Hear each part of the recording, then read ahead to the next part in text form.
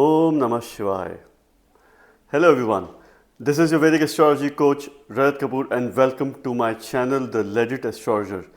Today this video is about the annual predictions for the year 2026, which is the year of Sun, the year of Surya. The wait is over. I'm here with you presenting one of the most detailed analysis for the year 2026, where I'm going to collectively talk about the transit of Saturn, Jupiter, Rahu and Ketu and give you a holistic as well as a detailed view of what you could expect in the year 2026. Since this is the year of Surya, it is the year of identity, it is the year of self-actualization. This is the year of confidence, renewed energy and also consistency because Sun represents consistency. Since this is the year of identity, I take this opportunity to talk about myself and my journey. I started making an annual transit video back in the end of 2023. The first video was for 2024 where I presented the unique analysis taking three major transits in a combined manner which continued in 2025, and here I am with you in 2026, and I'm quite glad that this video served as an inspiration to many students of astrology, to many astrologers as well, who would probably go ahead and practice this kind of approach and bring to you the unique analysis. My aim is to bring in a lot of positivity in Jyotish and astrology. I am a Vedic researcher. I am also a scholar. I teach astrology. In the year 2026, I do plan to bring in a number of courses when it comes to Vedic Jyotish. In the recent times, I launched a course on Navamsha, which was advanced level. There were 12 great souls who were connected with me as my students, and of course we had an excellent time in terms of the experience. I plan to bring a number of courses starting from basic till the intermediate level of Jyotish, Navamsha, Dashamsha, some of the important divisional charts, and also a lot of focus on predictive astrology. My journey in Jyotish is clubbed with years of experience, research, and of course a lot of practice. Since the last few years, I have been significantly contributing to transforming a number of souls, a number of people as the guided light in terms of bringing a sense of hope and also positivity. And of course, lots and lots of predictions. I do make videos on mundane astrology as well. I talk about global economy, I talk about climate, I talk about change, I talk about investment opportunities from the point of view of metals, real estate, and of course other aspects as well. But when I make any mundane videos, I also give you the astrological reason. So I just don't like to beat around the bush and just end up making predictions without the basis of those predictions. I will come up with a lot of mundane predictions for the year 2026. I'm going to talk about the themes as well. But today, this video is the detailed analysis for the year 2026. Now, to understand this at the physical level, you will read it from your ascendant sign. At the mental emotional level, you can also read this from your moon sign. And once again, let me share with you this, that transits are only guiding forces. They will guide you towards your steps, towards your free will, and of course from an astrological point of view as well, it is important to understand your horoscope, the yogas that exist, the dashas, and that to the applicable dashas which are relevant for you in the current times. Because a lot of times people come to me and they say that things are not going well, and I have noticed that most of the time people are unable to identify what the right dasha is at that particular time. And transits need to be related with that dasha. Let me give you a very simple example. Vimshottari dasha, that is the most applicable dasha. Most of the softwares that you will see, this dasha is calculated using your moon and the nakshatra of the moon. Now, it only applies if you have more planets quadrant from your moon, kendra from your moon, than quadrant from your lagna or the ascendant. If you have more planets placed quadrant or kendra from your ascendant, then the calculation of Vimshottari dasha changes. And this is something which most of the softwares do not identify. You have to make those changes, and many a times the Vimshottari dasha that you see doesn't apply in your case. So it should be seen either from the moon, from the lagna, sometimes from the lord of the lagna as well, or the most influential planet in your chart. So of course there are different ways of calculating, and this is one very basic information that many a time astrologers and students of astrology miss. I am a lifelong student of astrology. I am a Vedic researcher. scholar, teacher, and of course, connected to thousands of wonderful souls across the globe, across the world. Let's continue to bring in a renewed sense of hope, brightness, and consistency in 2026. 2026 is going to be most consistent when it comes to my astrological practice and to bring to you some of the most vital information, simple information, and at the same time, never seen before or never heard before information and concepts of Jyotish to make it very simple and reachable, accessible to you. And now it's time to hear the annual predictions for the year 2026 based on your ascendant, rising sign, or at the mental level. You can see this from your moon sign. Let us together explore the key planetary transits of 2026. Now, before I talk about each and every ascendant signs or the moon signs, a little insight on what this video is all about. So we're going to talk about Saturn in Pisces, which continues its momentum, making a direct motion for the first half of the year, then of course going retrograde again in the sign of Pisces. Saturn definitely promotes discipline, focus, because he is the significant and natural karak of discipline, of putting a lot of focus in anything that you do. Shani gives us the power of labor, which no other planet does. Encourages deep introspection and spiritual growth because it is in the sign of Pisces for all the individuals. And of course, this is the sign which will have a lot of attention wherever it falls in your chart because by the virtue of double transit of Jupiter as well as Saturn, this will be active. So we got to be kind, compassionate, and helpful towards others. Jupiter continues its Atichara fast-paced motion. In 2026, we will see Jupiter moving through three different signs: Gemini, Cancer, and Leo. So it does emphasizes the importance of communication, learning, adaptability, having a sense of balance in your life. Balance in terms of your personal expansion and the material pursuits as well at the same time. We must protect our wisdom in the year 2026. This is something which is a key takeaway for you. Rahu and Ketu's Aquarius and Leo axis, wherever it falls in your chart, is likely to demonstrate some life events. These are shadowy planets. They create significant transformations, significant shifts, both personal as well as the societal dynamics. We must trust our judgment. So, this is a key message for you. Trust your own judgment. Of course, listen to others. And this is a holistic view that I'm going to take with regards to the year 2026. For Aries ascendant signs or the Aries moon signs, year 2026 forecast, the video of the year, the most detailed transit video. At the physical level, you will read this from your ascendant sign. At the mental emotional level, you can also read this from your moon sign. So I'm taking together the three key planetary transits, the transit of Saturn, Jupiter, Rahu, and Ketu, putting together, giving you a holistic view, detailed view, because when these major planetary movements happen, life events get triggered. Firstly, this is the year of Surya, Sun. Sun becomes your fifth lord. Therefore, it's a very important year for you to bring in a sense of consistency in terms of your future. Have a futuristic approach, future planning, the year where either you could probably have children, a promise of children, or some sort of recognition with regards to fifth house matters, which is children. So, of course, all those matters related to Surya, Sun is going to excel. Sun gets exalted in the Lagna, in the sign of Aries itself. So, this is quite an important year for you for new events, expansion, having a lot of brightness, and also being very connected to your Dharma because Sun represents Dharma. So, of course, from a futuristic point of view, mantra based remedies could work very well for you. Now, let's talk about Saturn in Pisces. Saturn in Pisces continues to encourage you to delve into spiritual practices, have a lot of introspection in your spiritual dharma, in your spiritual discipline, foster a deeper connection with your inner self. See, because 12th house represents your self actualization. Saturn is the natural significator or the karaka of the 12th house, and he has the power of labor. So, the power of labor applies in your 12th house, wherein you have to deep dive in spiritual practices, you have to work towards inner expansion, and also building your emotional awareness. See, before becoming emotionally intelligent, you have to first start with some level of emotional awareness. Ketu in trines and Saturn in the 12th house this year.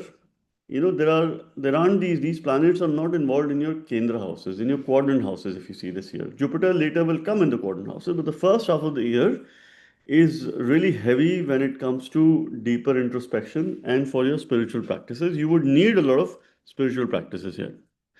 Okay. Jupiter on the other side in the first half of the year will be in Gemini. I'm going to talk about that too. But Saturn being your 10th and the 11th Lord, making a transit in the 12th house, what does it bring here? Lord of your karma, your actions, your profession, your duty, your responsibility, your work, your job, what you do to survive and sustain yourself in the world. It shares an inimical relationship with your Lagna Lord, Mars. So, of course, as and when Mars during transit will come in Pisces, come in contact with Saturn, which will happen over the next few months, because Mars will start its transit here. Gradually, it will move through these houses, and of course, connect with Jupiter as well towards the later part of the year. So we could expect significant transformation. Your Lagna Lord will come in contact with Rahu, will form a yoga in transit, will come in contact with Shani, will come in contact with Jupiter as well. Now, when it comes in contact with Rahu and Saturn, these are sensitive phases for you. So first half of the month, you have to be a little bit cautious because workplace dynamics are expected to demonstrate significant shifts, significant developments that you could expect, because the Lord that represents your work, the Lord that represents your gain, which is the 11th house, the wider social network, friends, bigger enemies, because this is the sixth from the sixth house, is moving through the 12th house, which is the house of expenditure, losses. So, of course, this will bring in new projects, new assignment, and I would urge you to stay a bit low key during this time. Now, how do you understand this? While Saturn is in Pisces in the direct motion, Jupiter moves through Gemini, initially retrograde. All right, it is retrograde, but at the same time, it will enhance your communication. It will reflect you to look at your financial decisions. It will encourage you to be effective in communication, in learning, in expanding your knowledge base. While it is Vakri, it is having a very strong drishti on your ninth house. And Saturn and Jupiter collectively are activating your ninth house. While Jupiter makes a transit in Gemini, Rahu is also connected to Jupiter with a mutual aspect. Rahu aspects Jupiter by the fifth aspect, Jupiter aspects Rahu by the ninth aspect. All right. And this is your ninth and the 12th Lord in the third house. It is Maran Karak. When your Bhagyeshu goes Maran Karak, it is losing its significance. Till about 1st of June, expect new projects, new assignment for you to step out of your comfort zone and increase your spiritual practices. Saturn is promoting greater spiritual awareness. Your ninth house, you must go for higher education. You must encourage yourself to travel long journeys, spiritual journeys, you know, connect with your father, connect with your guru, connect with a teacher. Jupiter in the third house will work well if you get some Guru Upadesha. See, when a planet is Maran Karak, you have to remedy Mars. In the third house, Mars is the one who is the Karak or the significator. If you were to strengthen Jupiter, if you were to challenge Jupiter, start strengthening Mars, which means start exercising every day, start demonstrating plenty of energy, and of course, use remedies when it comes to mantras and other aspects as well, which is associated to Mars in order to strengthen your Lagna Lord. For you to feel a sense of vitality, renewed energies, this is something which you must continue to do. Saturn's aspect, while it is moving through the sign of Pisces. So, firstly, it is important for you to protect your dharma. You will have events that will get triggered first half with regards to your ninth house matters, journeys, higher education, spiritual education, movement, shift is going to be there. Saturn aspects your second house by the third aspect, all right, the sixth house by the seventh aspect, and the ninth house by the 10th special aspect. Okay, so Saturn aspects are about growth. Okay, so firstly, growth of second house matters, where your efforts are needed. So, your efforts are needed towards your family. If you start making a philosophy of yourself that you're working towards your family, because see, Capricorn is home for Saturn, Aquarius is Mool Trikon, which is second from Capricorn. So you're working towards your family, you will see growth of family and wealth related matters, but that will only come if you start giving, if you start helping others, if you build your self awareness. This is a 100% aspect that Saturn has. And the 10th aspect falls on the ninth house, which represents those areas where you will probably see the growth. See, Saturn it's a planet that is very distant from Earth. Okay, and it is small, it is poor, it wants to be big, it is short, it wants to be tall, it is poor, he wants to be rich. He is far, and of course, he wants to have a very distant view. He wants to have a greater view. That is why it has the third and the 10th aspect, which is the widest of the aspect. Okay, which represents growth. So growth will happen of Bhagya, fortune, only if you become self-aware, only if you start donating, only if you start helping, and of course, healing others. This is something which you must understand through this year. All right. Now, Rahu and Ketu in Aquarius and Leo, I have a star here. Okay, star is because this axis will trigger life events. And what is happening in your life, like second half of the year, the sign of Pisces is anyway active. So throughout the year, you need to donate because Rahu is also aspecting this sign. Okay, Jupiter later will aspect. I'm going to talk about that, but this is getting pretty much activated by the triple transit phenomena. You have to balance your friendships with romantic relationships. You have to promote harmony because your friendship could probably come in a way of your of romanticism, and of course some conflict, some areas where you need to develop social interactions. You need to first understand before expanding your social interaction. Ketu causes obstruction in your spiritual belief, in your spiritual system, but it gives you the power of research because that's your co-eighth lord making a transit in the fifth house. It brings some uncertainty for future, but at the same time, if you learn occult, if you learn those subjects where research needs to be there, you could excel in those areas. Rahu creates a lot of expansive tendencies in the 11th house. Rahu does very well in the Upachaya Bhava. All right, so 11 and 5 axis continues to be active. Now, Ketu needs a remedy here. For that, you have to remedy Jupiter. Either use Bij mantra related to Jupiter or a simple Guru mantra that is Om Guruve Namah or a Shiva mantra Om Namo Bhagavate Sada Shivaya. That works for your 12th house as well, and 5th house matters too. Keeps Ketu at check, helps you channel the positive energies of Saturn throughout the year. And this is something which you must do. You could expect gains while Rahu makes a transit in Shatabisha Nakshatra, Ketu in Magha Nakshatra, particularly between April through August is a time where you could expect work-related gains, a rise in your income, and some sort of material comfort. Now, what is also happening in the second half of the year? Jupiter, Devaguru, is going to be moving in Cancer. That is in the fourth house. All right, so he comes in a very strong position, 1st June onwards, and till October it will be in Cancer. Thereafter, last couple of months, it will also be in Leo.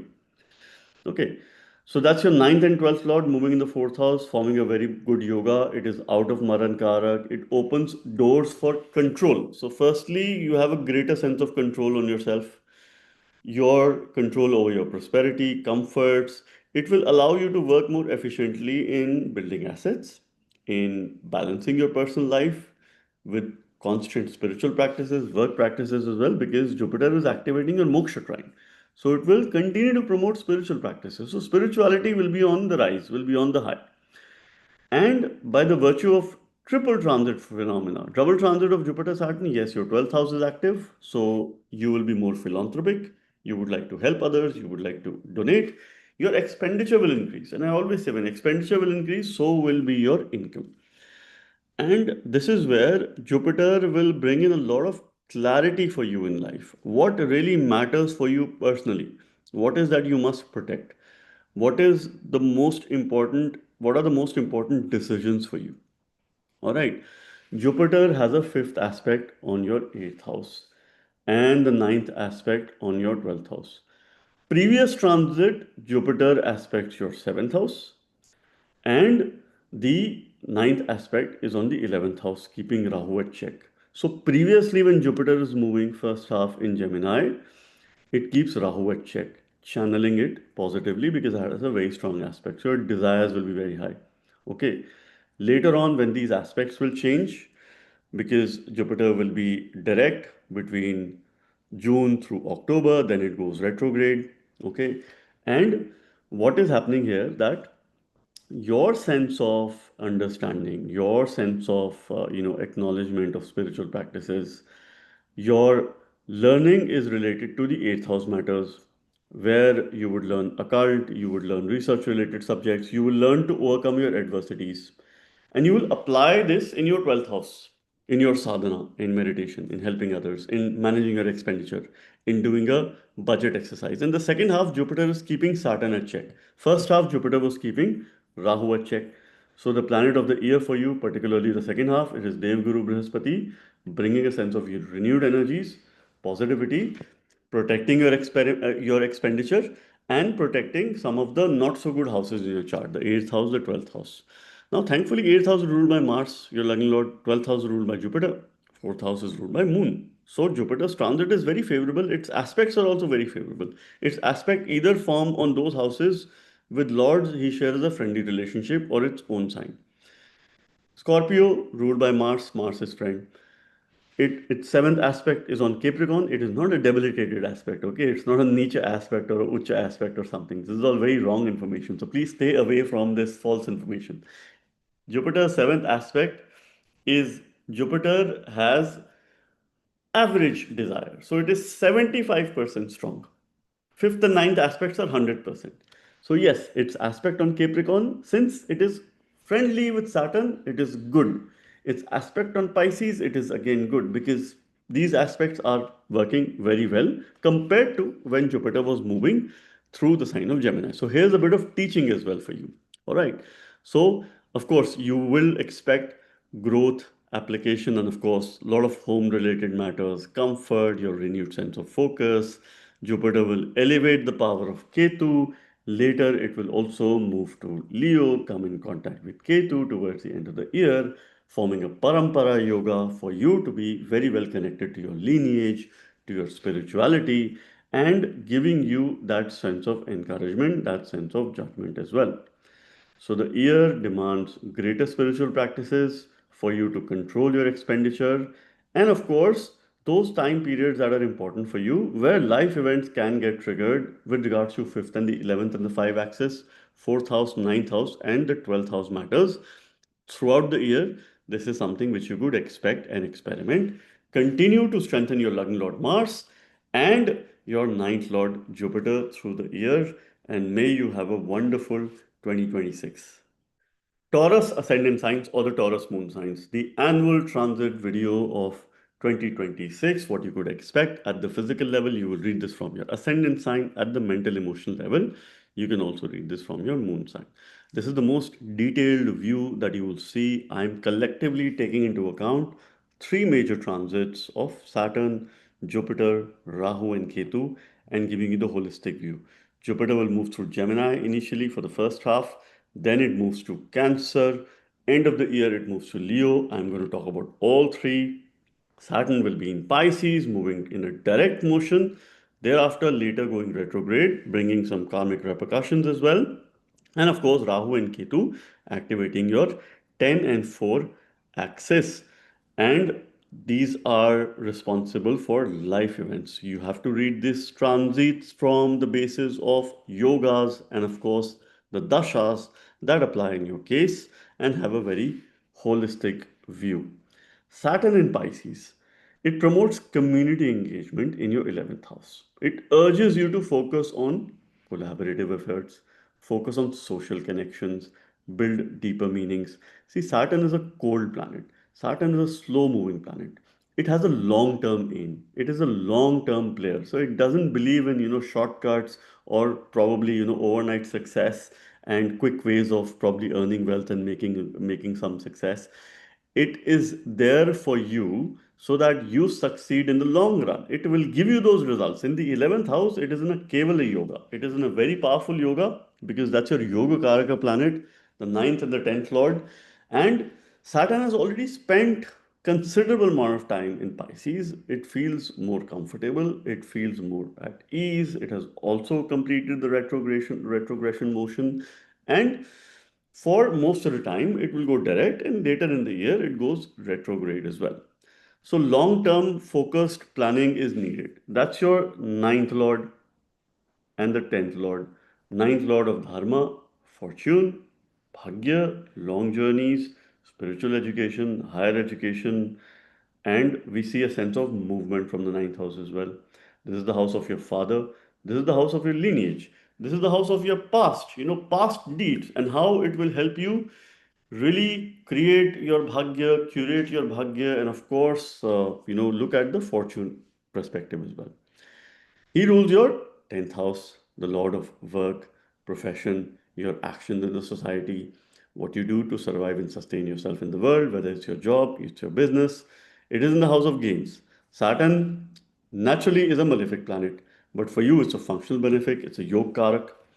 Now it gives very good results in the 11th house, especially while moving through the direct motion. So you can expect work related gains for the first half of the month. That is inevitable for you. First half of the month, you are going to take some important financial decisions. You are going to take some important work related decisions, and you will go through deep transformation because the double transit of Jupiter and Saturn is activating your 8th house. So you have to overcome your adversities. See, if you were to succeed, you will be put in an uncomfortable position in the first quarter of the year, where you have to overcome these adversities, which is your Nij dosha related to the 8th house, and transform by the blessings of Saturn as well as Jupiter by taking into account both these biggest planets. Now, when Saturn's moving through Pisces, Jupiter's moving in Gemini, that's in your second house. Jupiter is the significator or karak of the second house. Initially, for the first 3 months, it goes retrograde, then it moves in a direct motion. When it is retrograde, your 8th house is very, very active. Saturn also has the aspect of growth of your transformation. You must study astrology, you must deep dive in Jyotish, you must understand these subjects. Jupiter brings financial growth, it brings newer opportunities, diverse avenue. You have to work towards building your income. Skills development will give you the capacity to create a secondary source of income. I highly encourage you, first 6 months of the year, please consider creating a secondary source of income because both Jupiter and Saturn are supportive of the fact. And you could start things in a very quick succession. You will be susceptible to sudden events in your life. Be prepared with suddenness. Jupiter is making your Arthur Trikone very strong because it aspects your 6th house, it aspects your 10th house, keeping Rahu at check. Rahu and Jupiter have a mutual aspect during this time. All right, Jupiter's aspect is very strong. It is about the knowledge that you need to implement. Rahu's aspect is about the knowledge that you should have in terms of quick ways of making money, quick ways of making success. That is on your second house. That is something which you have to stay away from. Jupiter is expanding family and wealth related matters. It is helping you learn about your job. It is helping you apply it in your growth at work because 10th house is really growth at your work. That is one of the Rajya Bhavas that represents the kind of support that you will receive. So if you've had some political situation, if you've had toxicity at work, that will reduce, that will go down momentarily for the first 6 months. Later, it will still increase. Then you have to probably, because Rahu will be uncontrolled, Rahu will be probably working independently then. All right, you have to be a bit smart, but Rahu listens to your Lagna Lord Venus. So, second half of the year, you will strengthen your Venus. You will do Venus related remedies.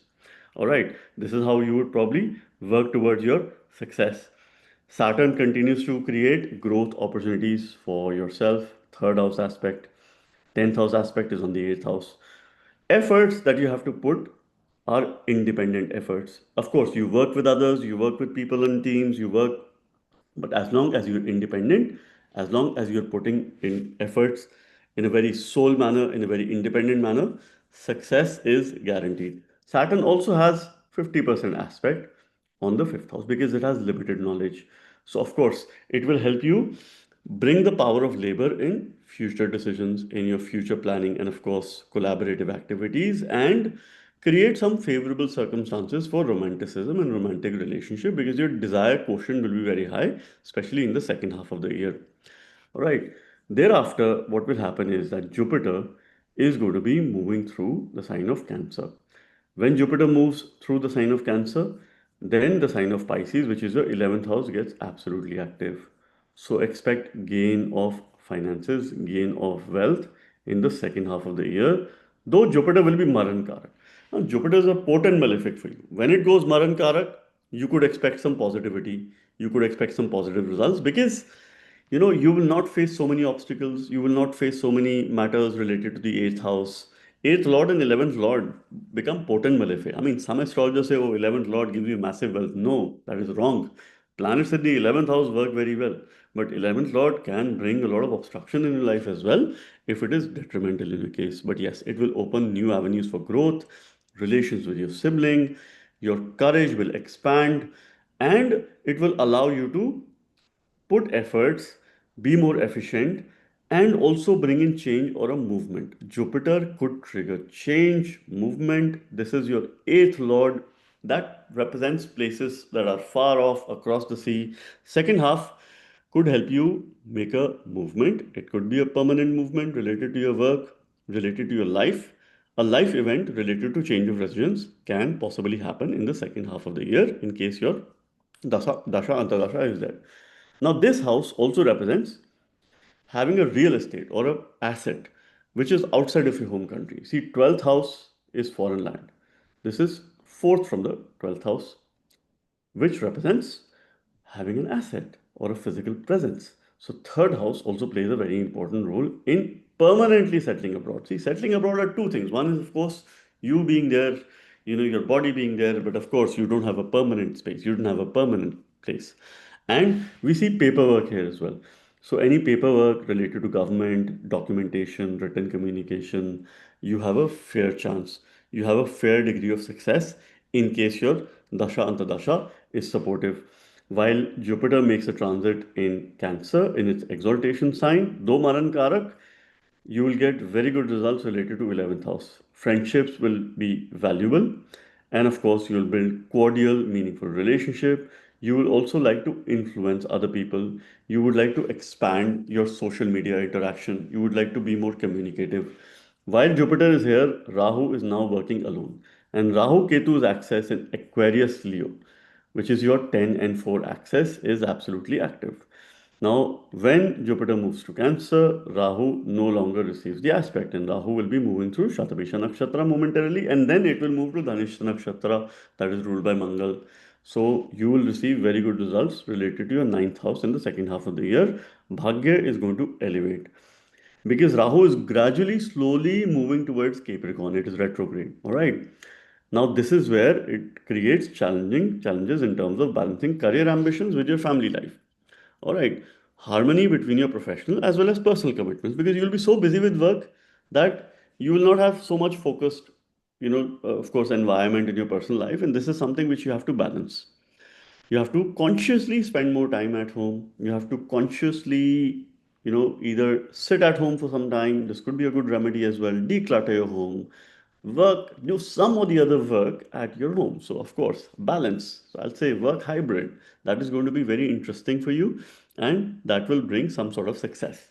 But Rahu can trigger workplace dynamics, workplace politics, and of course, cause a bit of a disruption in the second half of the year. This is where you have to be slightly careful as well and stay away from indulgences, stay away from workplace not dynamics, but workplace politics, dirty politics. Keep yourself away, just stay focused on your work, be independent. This is an Upachaya Bhava. Rahu brings a enormous amount of growth. Ketu brings separative tendencies, but since Ketu is Moksha Karak, fourth house is Moksha Bhav. It represents your primary education, primary fundamentals. So Ketu wants you to build your spiritual practices. If you have a morning routine, let's say half an hour of yoga, sadhana, do Surya Namaskar because Ketu is moving through the sign of Sun and this is also the year of Sun. Surya Namaskar will be a very good remedy for you, Sun salutations, first thing in the morning. You can do 12 rounds. If you do 12 rounds, that covers the 12 rashis or the 12 signs. And of course, it works very well for all your 12 houses. Jupiter is expanding, third house matters, and at the same time, this represents efforts, journeys, and also change. You will have learning Related to seventh house matters, which will increase. You will learn more about relationships, how to protect your relationship, how to bring in a sense of communication in your relationship, how to have expansive tendencies. So, second half of the year is very positive to step into new relationship, to get married. Marriage could trigger in case your dasha antardasha is supportive, or of course you can find a new partner or a spouse, and of course it continues even when Jupiter moves through the sign of Leo. You will apply in your 11th house, which is your social media interactions, friends, means of gains, increase in your income because this is your ayah, this represents your income, and of course, all the material comforts and success. Jupiter will increase your desires when it is making a transit in the third house. And collectively, Jupiter, Rahu, and Saturn are putting a focus on the 11th house, the sign of Pisces, because Rahu also has a second drishti. Jupiter also has a drishti, and Saturn is placed here, right? Do something related to your ancestors. That is also a good remedy for you. If you make some donations in the name of your ancestors, if you do some rituals during Pitru Paksha or the fortnightly event of Shraddh in 2026, that's the must have for you because somehow Rahu and Saturn are also making a connection by the virtue of aspect in the year 2026. Now, some school of thought say, oh, Rahu's second aspect, it is moving retrograde, it should aspect the previous house. No, no, that is not the case, right? We will still move in the most logical, sensible direction, right? Okay, if Saturn goes retrograde, that doesn't mean that it starts aspecting three houses before, right? That is not the case. So please let's remove that misconception, which I want to clarify if I probably talk about this. So I've given you a very logical reason as well. So this is what happens. I like to teach as well as we talk about transits, and of course, there's a ton of learning which we could have. So the theme for you is look forward to growth for yourself, your intelligence, and your personal priorities. That has to be your number one priority. This is the year of your renewed health. You have to bring in a change in your diet in the first half of the year. Be very mindful of your eating. Otherwise, you can have some expansive tendencies. Watch your weight in the first half of the year. And of course, second half, any things that you use using your hands, be it exercising, working out in the gym, journaling, even working in the kitchen, that could be potentially very good remedies for you. And you could have the potential to go on journeys and a lot of travel in the second half of the year. There will be growth you could expect in terms of your transformation, in terms of longevity, in terms of you adopting some healthy practices, bringing a change in your lifestyle that supports your life, that supports your good health, that also makes you feel more committed in nature. And of course, this will be more or less the theme for the second half of the year. So continue to strengthen your Yoga Karak planet Shani. Second half of the year, when Saturn goes retrograde, it will also make you reflect with regards to your work related decisions and what you have been doing. So first half with a lot of action, call for action, wealth making opportunity, working towards your family, and then doing some reflective exercise. Continue to strengthen Shani. And second half of the year, continue to strengthen your Lagna Lord Venus. As in when Venus also comes in contact with Jupiter. Jupiter and Venus will be making number of yogas, right? When Venus enters Pisces, Jupiter will be of course, relation with Pisces there. So, of course, by the virtue of aspect, Jupiter and Venus currently will also make a sambandh because they will be aspecting each other when Venus enters Capricorn. So, of course, watch out for these, transits where Venus comes in very close contact. And if you continue to strengthen your Lagna Lord Venus, you will make very important decisions. It will help you create a sense of balance between your personal as well as professional life. Worship Goddess Lakshmi, read Sri Suktam on a daily basis, particularly on Friday, and use the mantra Om Lakshmi Nama in your daily prayers. And my best wishes for 2026.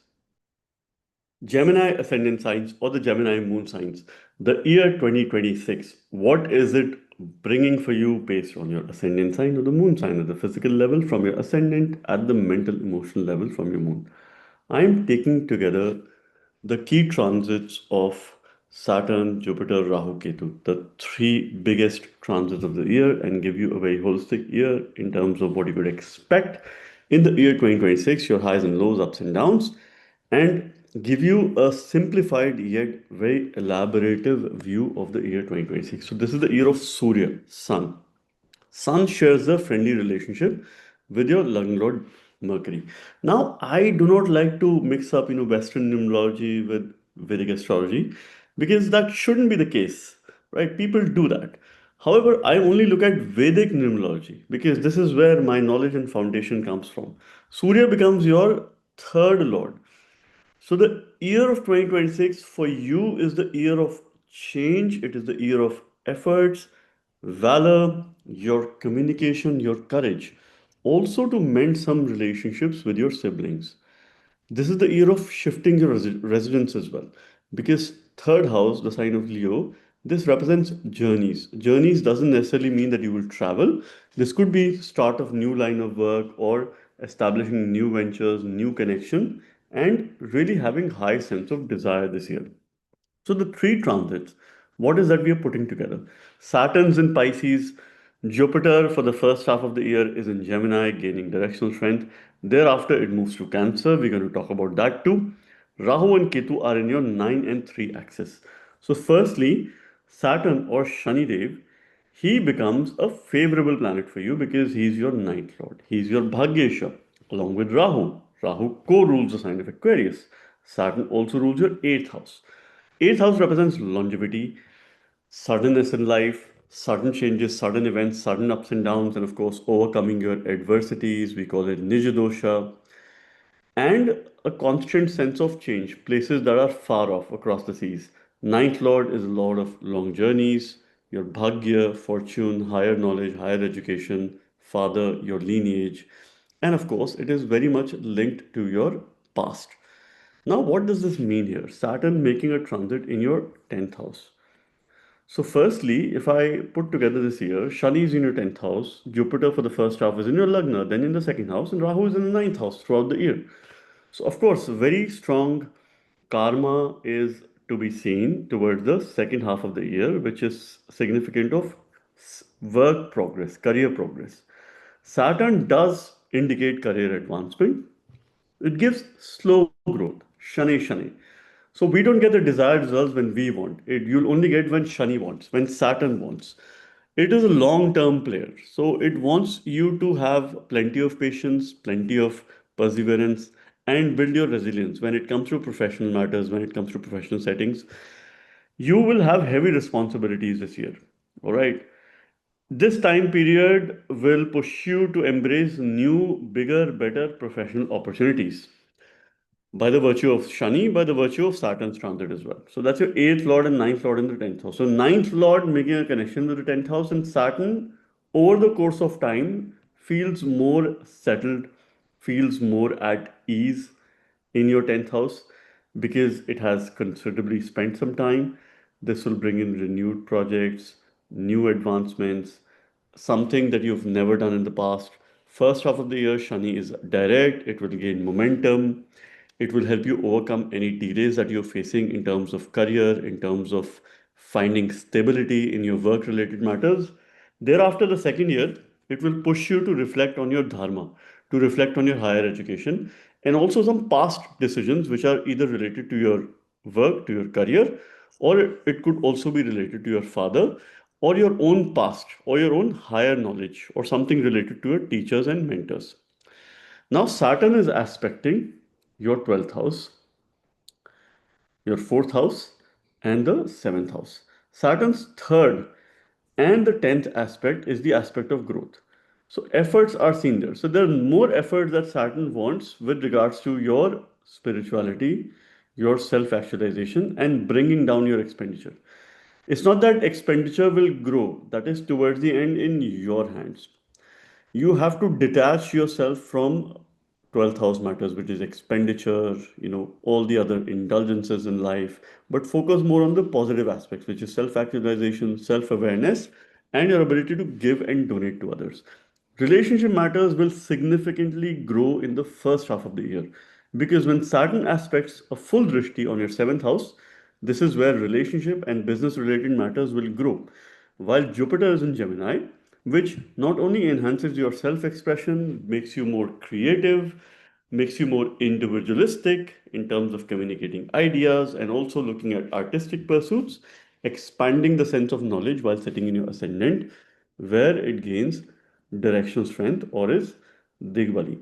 Both Jupiter and Saturn will be jointly aspecting the sign of Sagittarius, which is a dual aspect, which is the sign that is most active in the first half of the year. So relationship matters are 100% protected. This is getting activated by the dual aspect of Jupiter and Saturn, and you can expect favorable results. Though Jupiter's aspect is only about 75%. It has more than average desire. Saturn's aspect is 100%. So more growth in terms of relationship, and of course with a slightly higher quotient of desire. Saturn represents hard work, Jupiter represents knowledge. So a mix of knowledge and labor, which should go in your business, which should go in your relationship matters. So first half for those people who are looking forward to settle down in life. And of course, you can come across with past connections as well, because first quarter of the year, Jupiter is retrograde.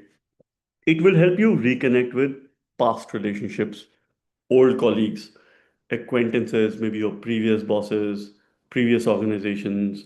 Jupiter's aspect is putting on the fifth house and ninth house besides the seventh house. Here it is a 100% drishti. It will ensure it keeps Rahu at check, who's Maran Karak in the ninth house, protecting your dharma, protecting your bhagya. And fifth house helping you learn with regards to fifth house matters, which is your future. So, any courses that you do in the first half of the year, particularly in the first quarter, are very much centric for you to apply in the later part of the year for your growth of dharma, for your growth of bhagya, and of course, higher learning. You will apply in the ninth house. So, anything that you learn which is related to creative expressions, increasing the level of creativity at work, you will start applying it very quickly within this year itself. And your aim will be how this can help you to increase your income. Because there are a couple of strong dhan yogas that are pretty much active in 2026.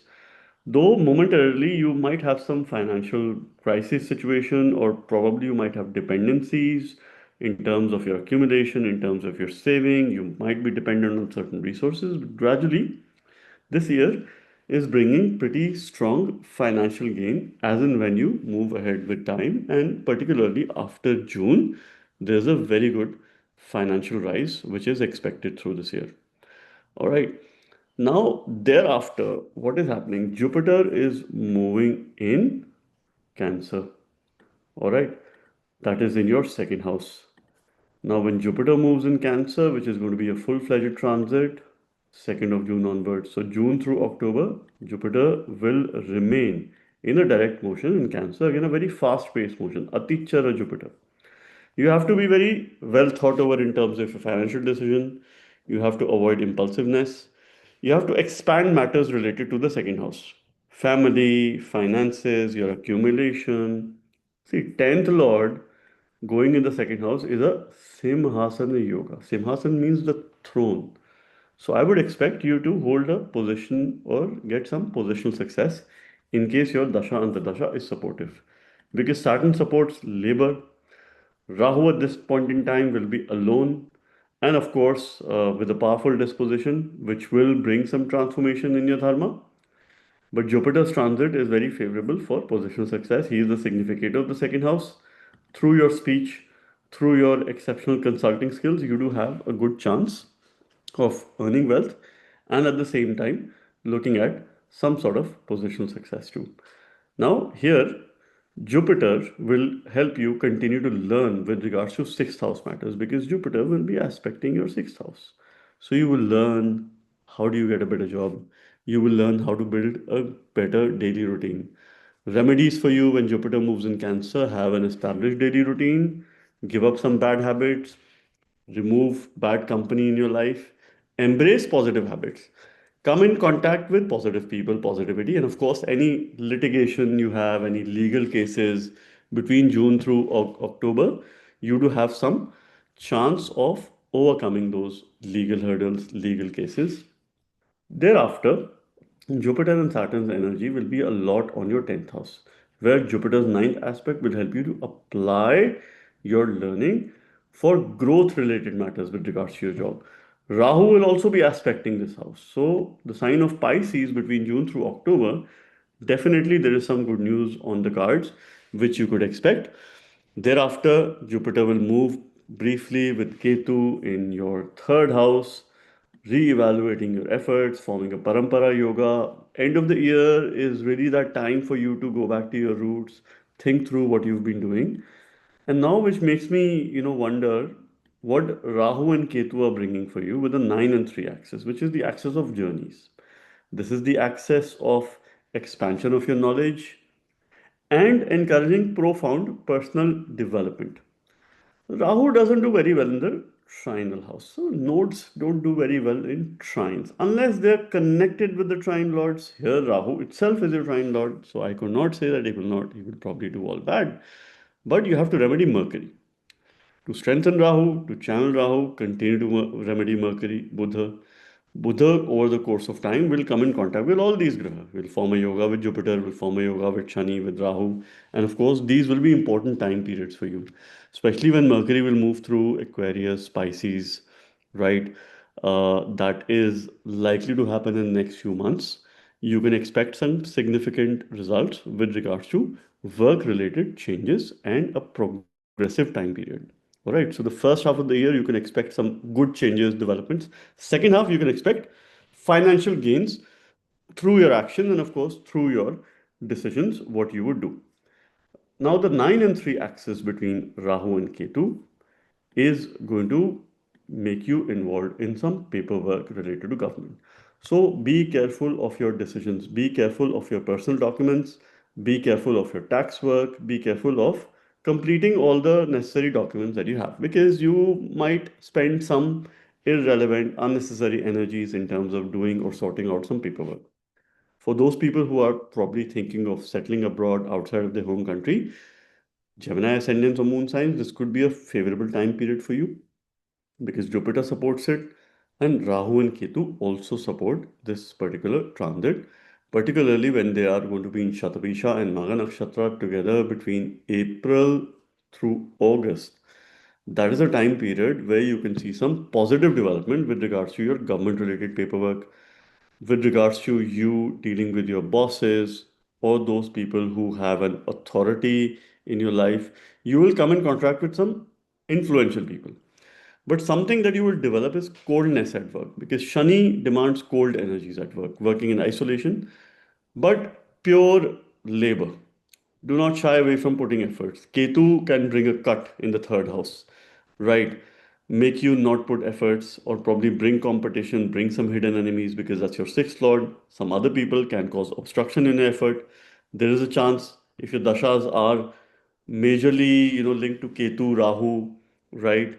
Or Surya or Mangal, then that could be the case where you are putting efforts, but other people are not letting you take the due credit. So, this is where you have to be careful.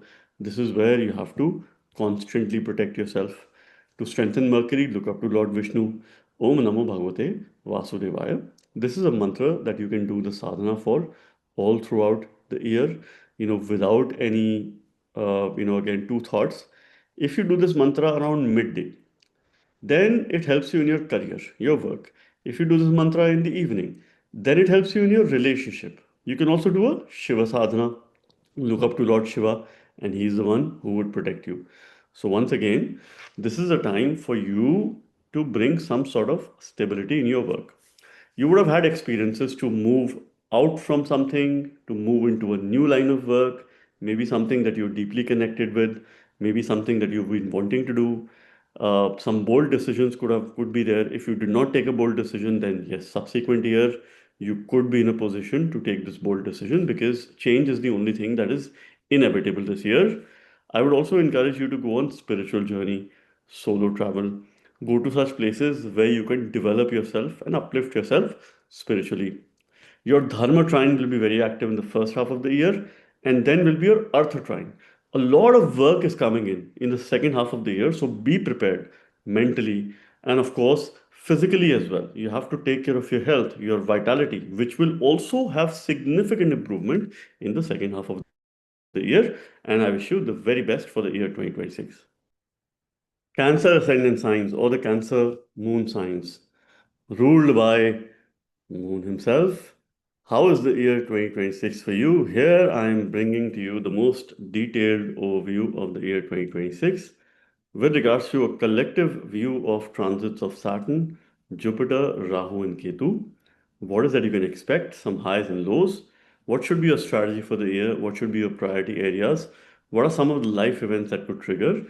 And the meaningful results that you would expect for the year 2026 that you have to read along with the yogas in your chart and the current applicable dashas that you are running. We should begin with the transit of Jupiter in your case because he is your sixth lord and the ninth lord.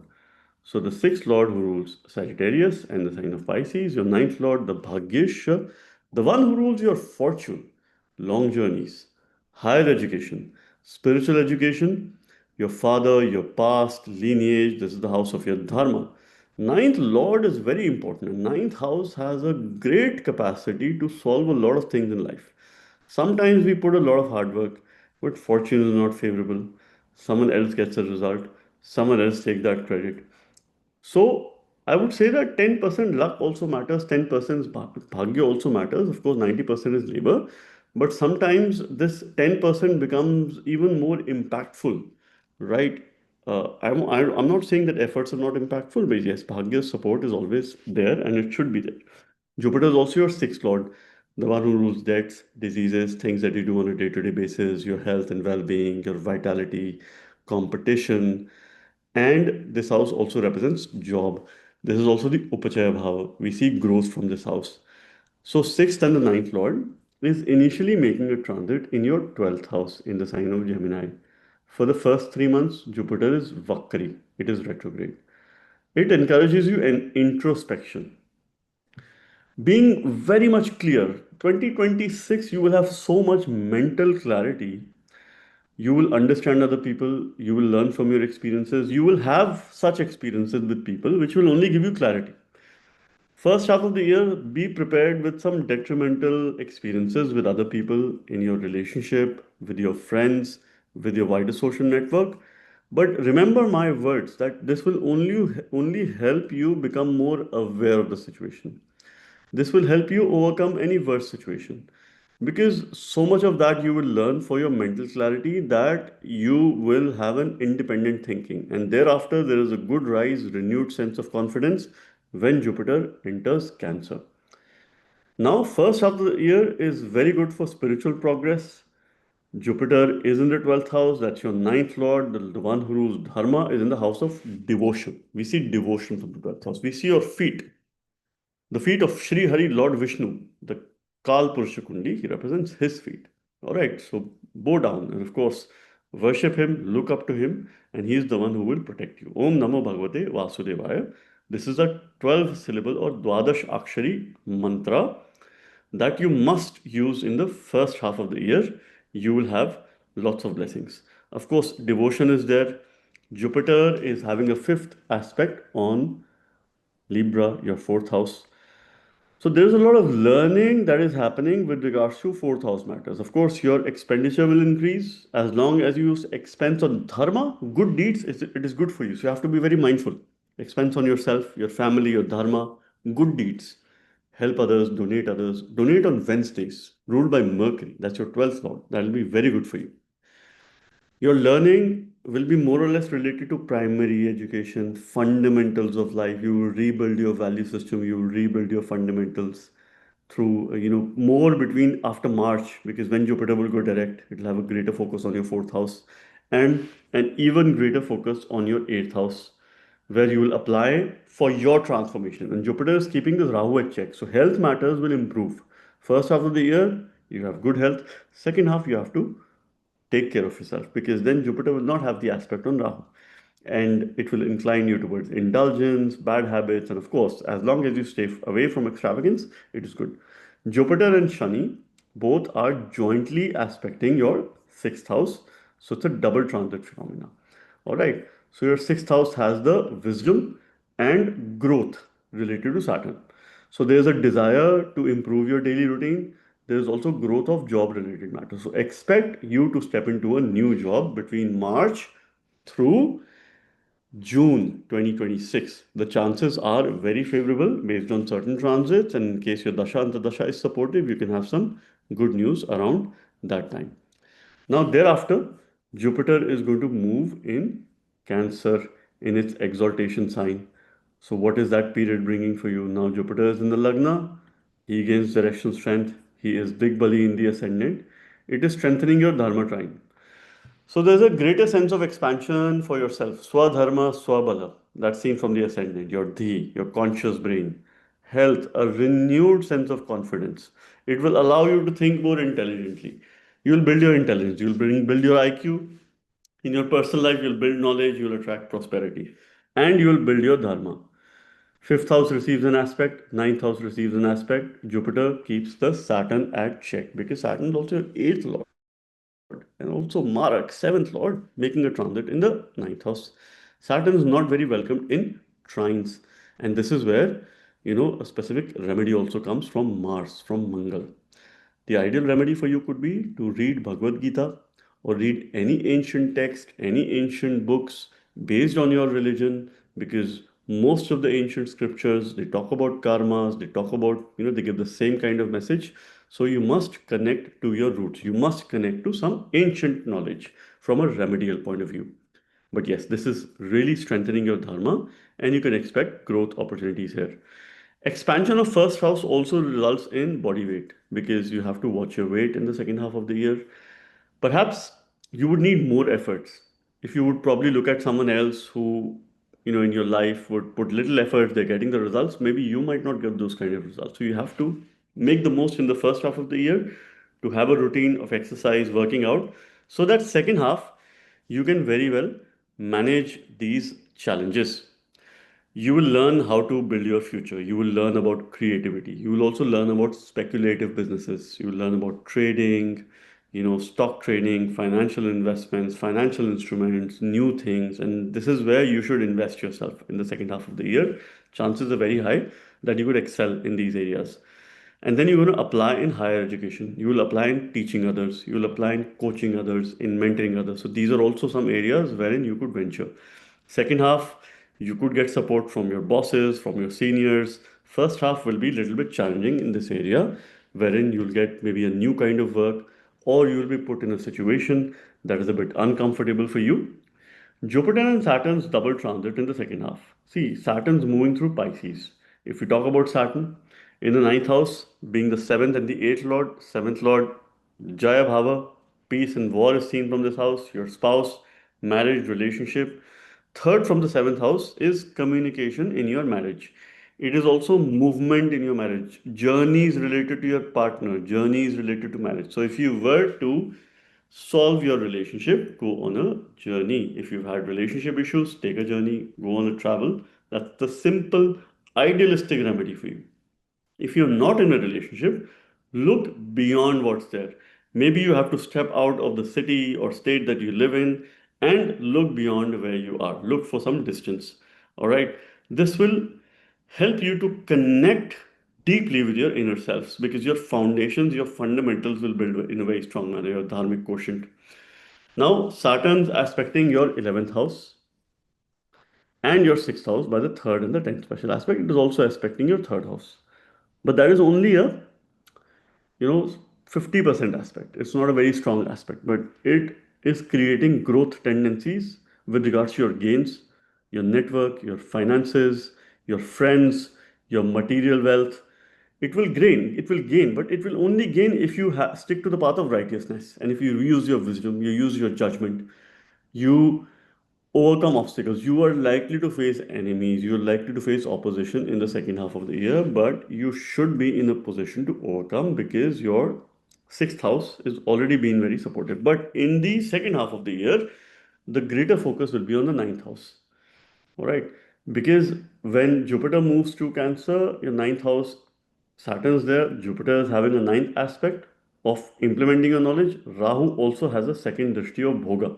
He wants to consume. That's slightly negative, can cause obstruction in your dharma, but as long as you stick to the path of Jupiter, you will have a good time. Remedy is only associated to Jupiter in your case. All right. This is something which you must look at. Saturn helps you growth in terms of sixth house matters, which is your daily routine, things that you do on a day to day basis. And of course, your debts, diseases, things that you do on a day to day basis. You have to somehow overcome your debts. All right, this is a good message for you. So, first half of the year, you have a good lifestyle, you focus on healthy habits, so that second half, you don't have so much of health concerns or anything, hidden that you could be susceptible to. You should be in a position to overcome. You should be in a position to have that kind of lifestyle. It could be a little bit demanding as well because you will have demanding circumstances, you will have challenging circumstances with regards to these expectations, where you have to manage these energies, where you have to navigate through these energies. But this is really strengthening your dharmic quotient. Rahu and Ketu on the other side, we must pay careful attention here as well because the nodes, the Chaya Grahas, shadowy planets, they continue their momentum and have gotten a bit comfortable in the sign of Aquarius and Leo. So that is your 8 and 2 axis. It's a bit of a tricky axis. But should we fear? Rahu is the co-eighth lord, sitting in the eighth house, causing a Viparita Yoga. Yes, circumstances could go adverse. So if you're running through major sub-periods of Rahu, Ketu, Saturn, Sun, yes, expect suddenness in your life, expect sudden decisions, or expect you to take a decision in a very short span of time. All right. Whether this will be good for you or not, that depends on your ongoing dasha. Now you have to balance your financial well-being and your personal emotional well-being. All right, because there'll be dual focus. Ketu also gives finances. See, Ketu is in a very strong Dhan Yoga throughout, and when it enters in Magha Nakshatra, that's your fifth lord stepping in Magha Nakshatra, it'll give you financial rise. After March, after end of March, Ketu enters Magha Nakshatra, and that's the throne.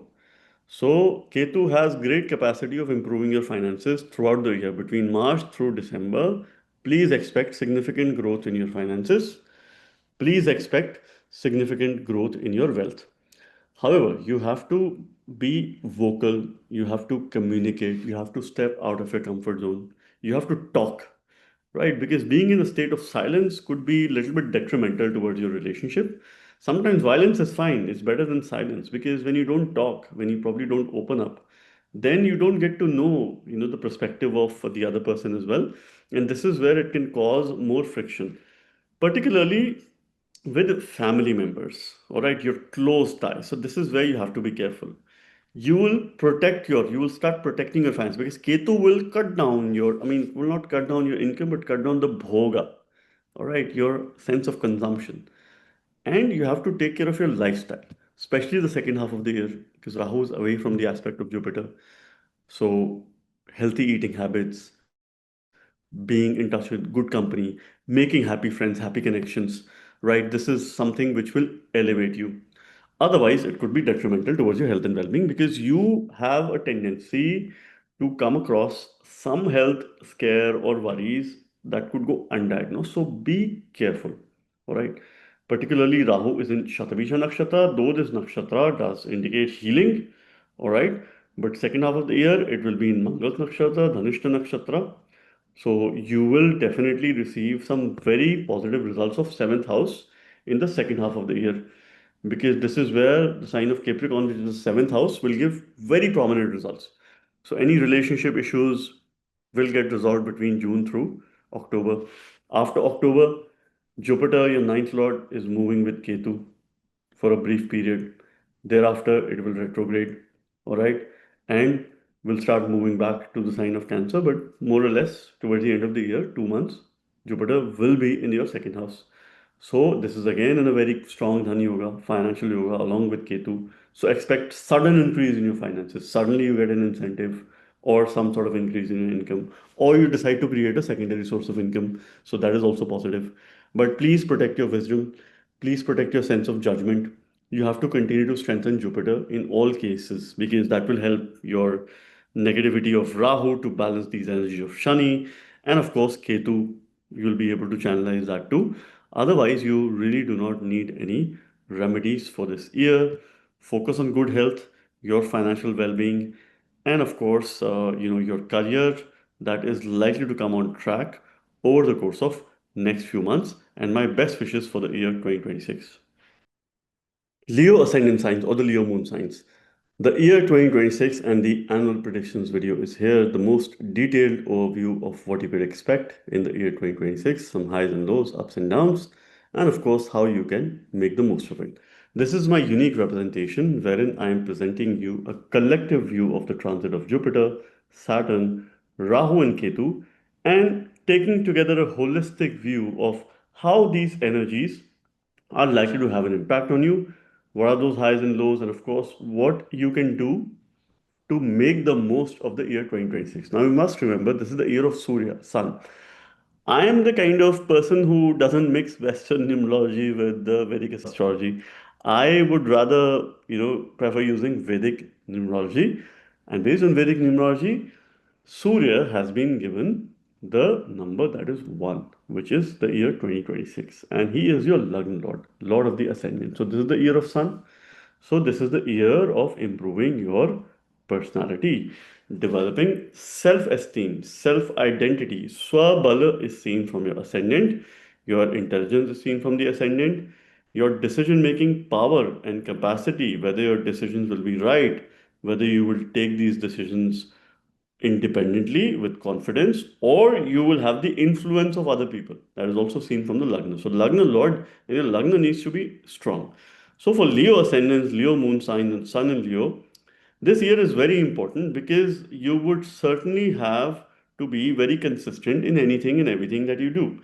Resources are going to be favorable for you. You would expect new beginnings. There are big talks that, okay, it's a reset, karmic reset. Okay, I don't believe in all of that. It's just another year. All right. But yes, you can start new ventures. You need to rebuild your identity, if I would say. Self-esteem is going to be very important. With that comes ego as well. That needs to be aside. As long as you stay grounded, it is good for you. It is going to deliver fruitful results in your case. Now let us begin with understanding transit of Jupiter. Jupiter is in Gemini for the first half of the year, while at the same time Saturn is in Pisces.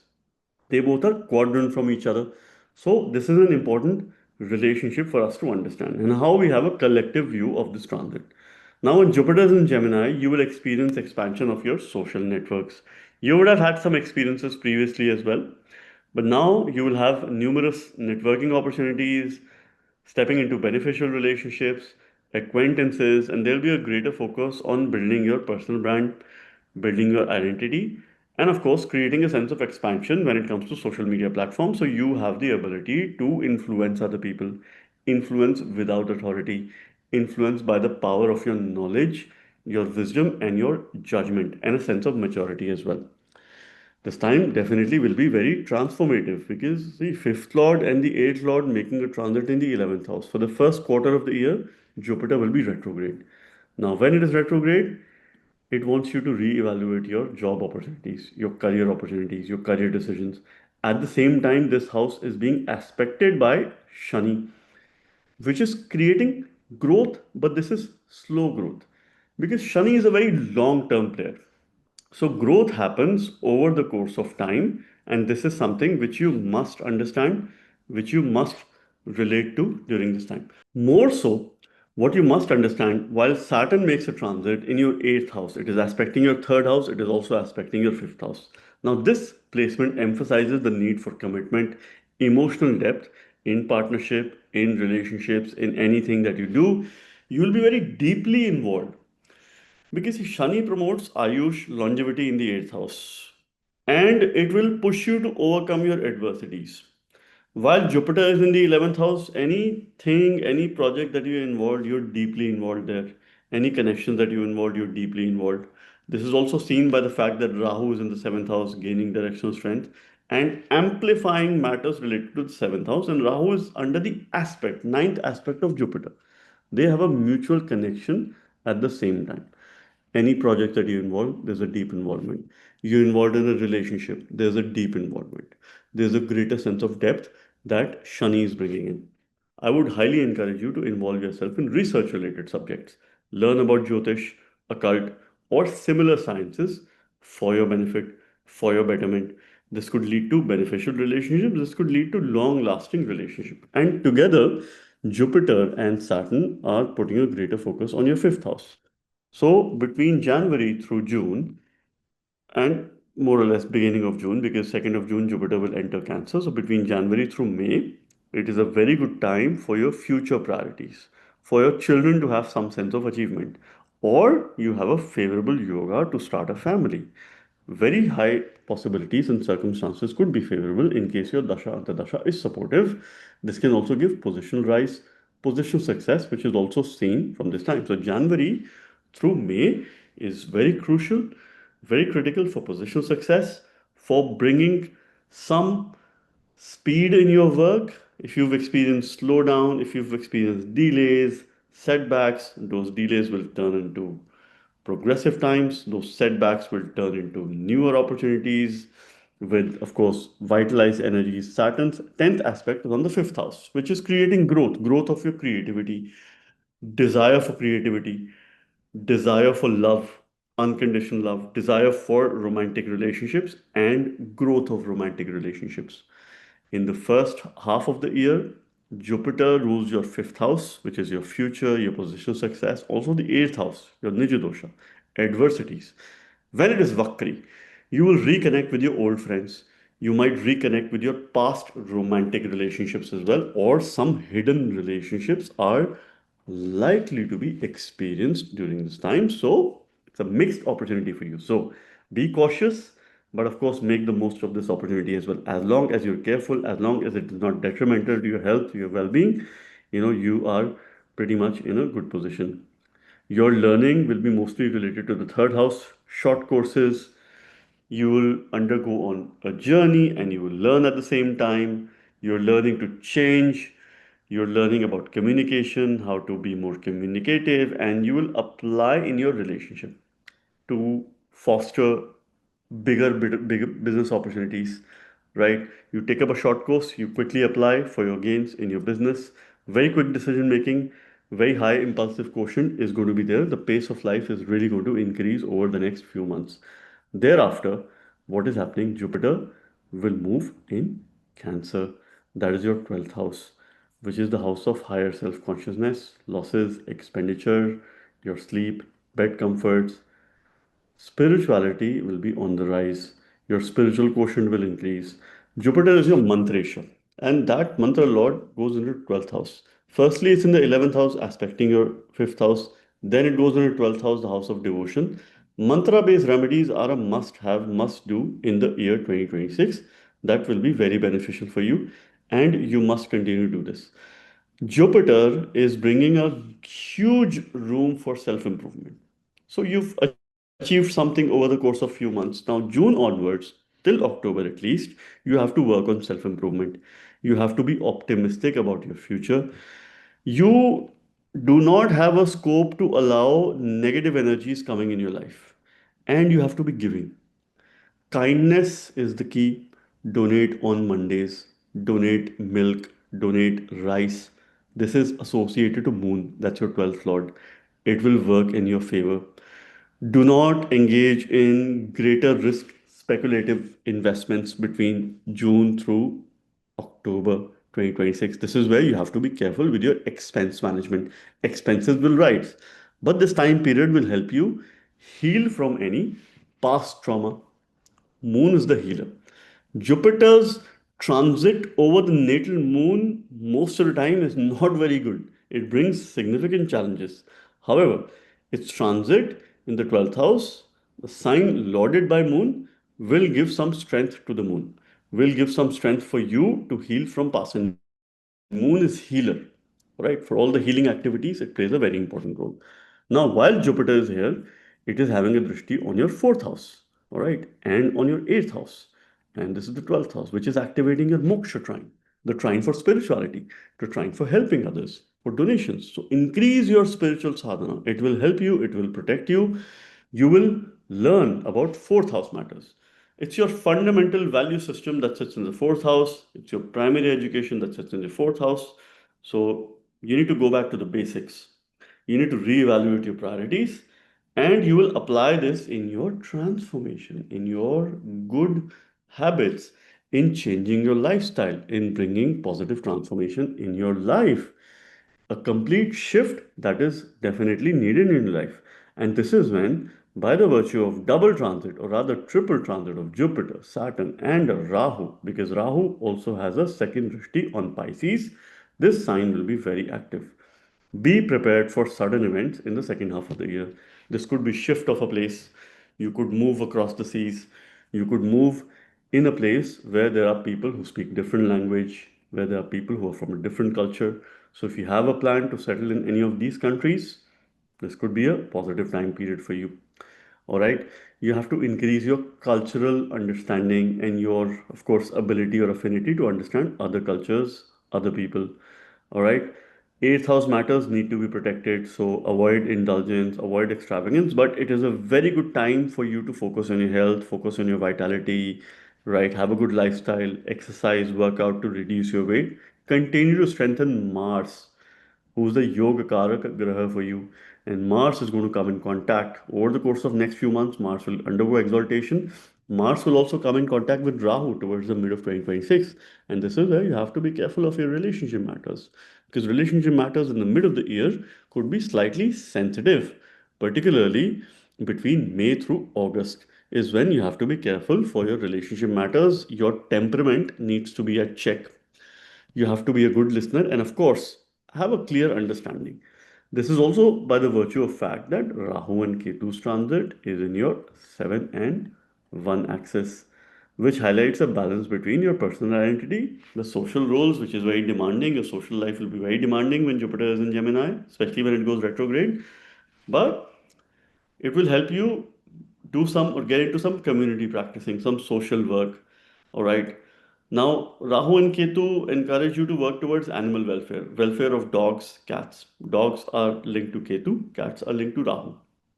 Both of them, of course, you have to probably do some charity work or work towards the benefit. And of course, it will help you in your relationship matters, and more likely, it will help you in a lot of personal things. Personal priorities will see an improvement if you work towards dogs.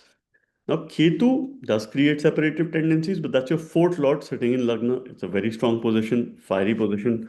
Rahu also gains direction strength. It is Digbali. It is amplifying the effects and all matters. And initially, it will be connected with Jupiter. Later, it will not be. Ketu is going to be in Magha Nakshatra, Rahu in Shatabisha Nakshatra. So you can have some personal identity crisis between April through August. So this is where you have to be slightly careful of other people. Thereafter, when Rahu moves in Dhanishta Nakshatra, second half of the year, you will see positive results of your sixth house. You will overcome enemies, you will overcome opposition post June 2026. Most importantly, towards the end of the year, in October, end of October, Jupiter will enter your Lagna, your ascendant, where it gains directional strength, and it is going to be in a yoga with Ketu. They form a Parampara yoga. So between the month of November, because till 5th of December 2026, Jupiter will be here and then it will change signs, move to Cancer. Jupiter and Ketu will have a conjunction in Cancer as well in 2027. All right. But this is a brief period where they're in a yoga. You have to look back to your roots and you could receive some good news with regards to your children, some good news with regards to your progress towards the end of the year. In November 2026, that's a very important time period for you, where you need to strengthen your dharma. Start strengthening your dharma. The dharma quotient, the dharma trine will be very active by the virtue of these three transits. All right. Since Jupiter will no longer have a aspect on Saturn, you have to stay away from indulgences and you have to stay away from bad habits, bad companies. But you could be susceptible to some negative energies at that time, some opposition, which would need the right kind of energies between October through December. But this is a very progressive time period once again for you. This year calls for renewed energies for you to focus on self identity, swadharma, swabala, and your personal identity. That is something which should matter a lot. You will be helpful to others, you will be kind to others, but have some focus on yourself. Have some focus on your independent thinking, your independent decision making. Continue to strengthen Sun and Jupiter. Offer water to Sun each and every day. In case you have challenges, you can use Surya Aditya mantra. Om Grini Surya Aditya. This is a mantra that you can use in your meditation, or a Panchakshari Namah Shivaya. That helps Jupiter and also helps Sun. In case you're not initiated in the mantra Om Namah Shivaya, you can just use a Shiva Panchakshari, which will be quite ideal for you. And my best wishes for the year 2026. Virgo ascendant signs or the Virgo moon signs. The annual predictions for the year 2026, one of the most unique presentations that I'm bringing for you, which will give you a holistic view of three key transits of Jupiter, Saturn, Rahu, and Ketu, giving you the most detailed yet simplified view for your preparation for the year 2026, which is the year of Surya, Sun. Because it makes number one, based on Vedic numerology, Surya rules number one, and constant focus of the year is needed because Surya, Sun, is your 12th lord. So you have to manage your expenditure. You have to manage expectations of other people. You have to focus a lot on self awareness, self consciousness, self swadharma, and your self identity. But at the same time, you have to do a lot of financial management in this year and your ability to help others, donate to others, do Surya related donations, offer grains, food to the needy, and of course, any resources that you can probably help others. This also helps you keep the Ketu at check, who's making a transit in the 12th house. And of course, Ketu doesn't really give moksha, but it does create favorable circumstances because it's a very non materialistic graha. It does not have material desires. So, this is about the theme for the year. Now, let us move and talk about the key transits and in terms of what's happening. So, firstly, Saturn, who's your fifth lord and the sixth lord, is making a transit in the seventh house, continues to do that. It will move Margi direct for the first half of the year. Saturn or Shani gains direction strength in the seventh house. So it is Digbali. It is a very powerful position that Saturn is in. It continues to emphasize the importance of you and your health, maintaining daily responsibilities, bringing a sense of discipline in anything and everything that you do. Working in a very structured environment, this could cause a bit hindrance as well. This might be something that you don't like, but over the course of time, if you try and work in a structured environment, it'll be good for your business, it'll be good for your relationship if you have a structured approach in your life. If you become more organized in your relationship and, of course, in your personal life, that can especially help you foster good, positive relationships. Saturn is your fifth lord. He is the one who rules your future. Positional success is also seen from Saturn. He is your mantresha. He is the lord of mantras. And he rules creativity, speculation. Your future is seen here. Saturn is in a good yoga. Saturn also becomes the sixth lord. Debts, diseases, things you do on a day to day basis, your health, your vitality, and of course, your enemies, opposition, competition. Expect to face competition in business, expect to face some sort of opposition. But since Saturn is very strong, you should be able to come out with flying colors. Rahu, placed in your sixth house, also helps you overcome competition because it shares a cordial relationship with your ascendant lord Mercury. It is good with Mercury. And Shani and Rahu both co rule the sign of Aquarius. So, how we understand this? Firstly, Shani is gaining directional strength, and Rahu is making a transit in the sixth house. So, somehow your spouse, your partner, or your business partner will play a very important role in helping you overcome competition. So, in any competitive activities, please take support of your partner. One suggestion or an advice could be extremely helpful, and that is a remedy for you. For all married people, if you're probably facing obstruction, reach out to your partner, listen to them. They'll give you the right kind of advice, and you'll be able to. And this way, your relationship is also protected. Some people do create a scare. Sixth house planet, oh, it creates divorce, it creates separation. No, it does not.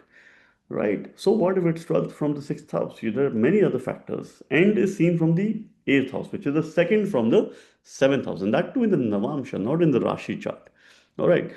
Now, at the same time, when Saturn's in Pisces, Jupiter's in Gemini, and that's your fourth lord and seventh lord in the 10th house. So, first half of the year is very good for your spouse, for their career, for their happiness, and for them to build assets. Your assets are seen from the fourth house. Your spouse's assets are seen from the 10th house because that is fourth from the seventh house.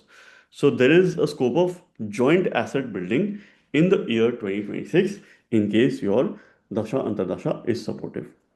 Now Saturn is creating growth for ninth house and the fourth house.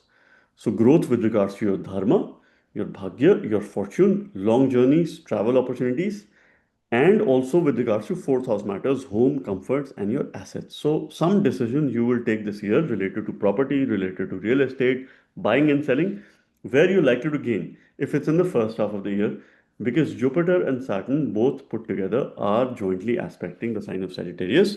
You can expect life results with regards to fourth house in the first half of the year, which is your home, your mother. In case you've had issues with your mother's health or your connection with your mother, that is likely to improve. That is likely to deliver some positive results, some favorable results that you could expect around this time. Now, Jupiter is also Badakesh for you. It's a lot of obstacles.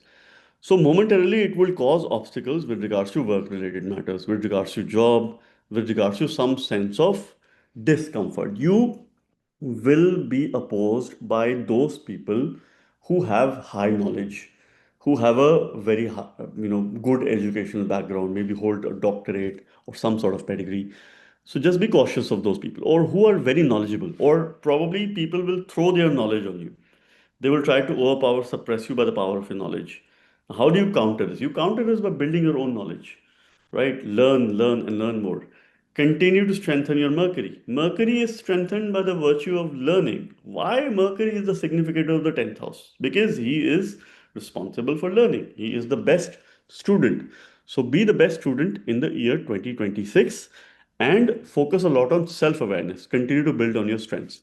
Jupiter has a very favorable aspect on the second house and the sixth house. So it will promote finances, good ties with the family, and also help you overcome enemies. Keep this Rahu at check. Make Rahu very positive in the first half of the year. And this is something which you really have to be mindful, which you really have to be conscious over the course of next few months. This is something which you must pay careful attention to. And of course, you will have very positive aspects of the fourth house, results of the fourth house.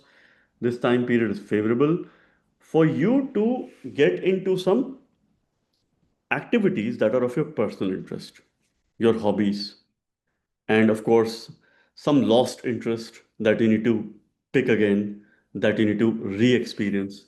So, this is something which you can do. Thereafter, Jupiter will move in Cancer. All right, that is your 11th house in its exaltation sign. Between June through October, Jupiter will be in Karka Rashi in its Uchchasthan. So, firstly, when Badakesh is very strong in its exaltation, it does have a tendency to bring some obstacles. From a material point of view, it will give very good results. It will likely reduce your spiritual practices, it will reduce your belief system, it will make you very unconventional. This is where Saturn and Jupiter share a triangle relationship. Rahu is away from the aspect of Jupiter. So, June onwards, you will be unconventional. You might deviate from dharma. You might deviate from certain practices. Maybe if, like, for Virgo ascendants, they might have a strong belief in astrology or ancient sciences. That could also become a question mark. That is likely. So, please continue to protect. Jupiter is giving you success in all spheres of material life, desires, overcoming your helping you overcome your illusions. You have to overcome your illusions because 11th house is the Maya Bhav, right? It represents illusions of all kinds. You have to become more realistic in life. All right. Emotions will be very high, especially with friends. You'll be very emotionally deeply connected with some friends, with some acquaintances. You'll be very emotional about everything, social media interactions. If there's an argument, for example, you have with someone on social media, you will take it at heart. You will hold grudges. This is where you have to be careful. Material life is going to be pretty good, right? You have to probably be very committed and realistic as well at the same time. This is when Jupiter will aspect your third house and it is also aspecting your seventh house. So it is going to protect relationships. So, firstly, you will learn to put efforts. You will learn to put efforts in your life. You will cope up with change. You will be very much change ready. You will be adaptable. That is what you need to do. That's the desired stage.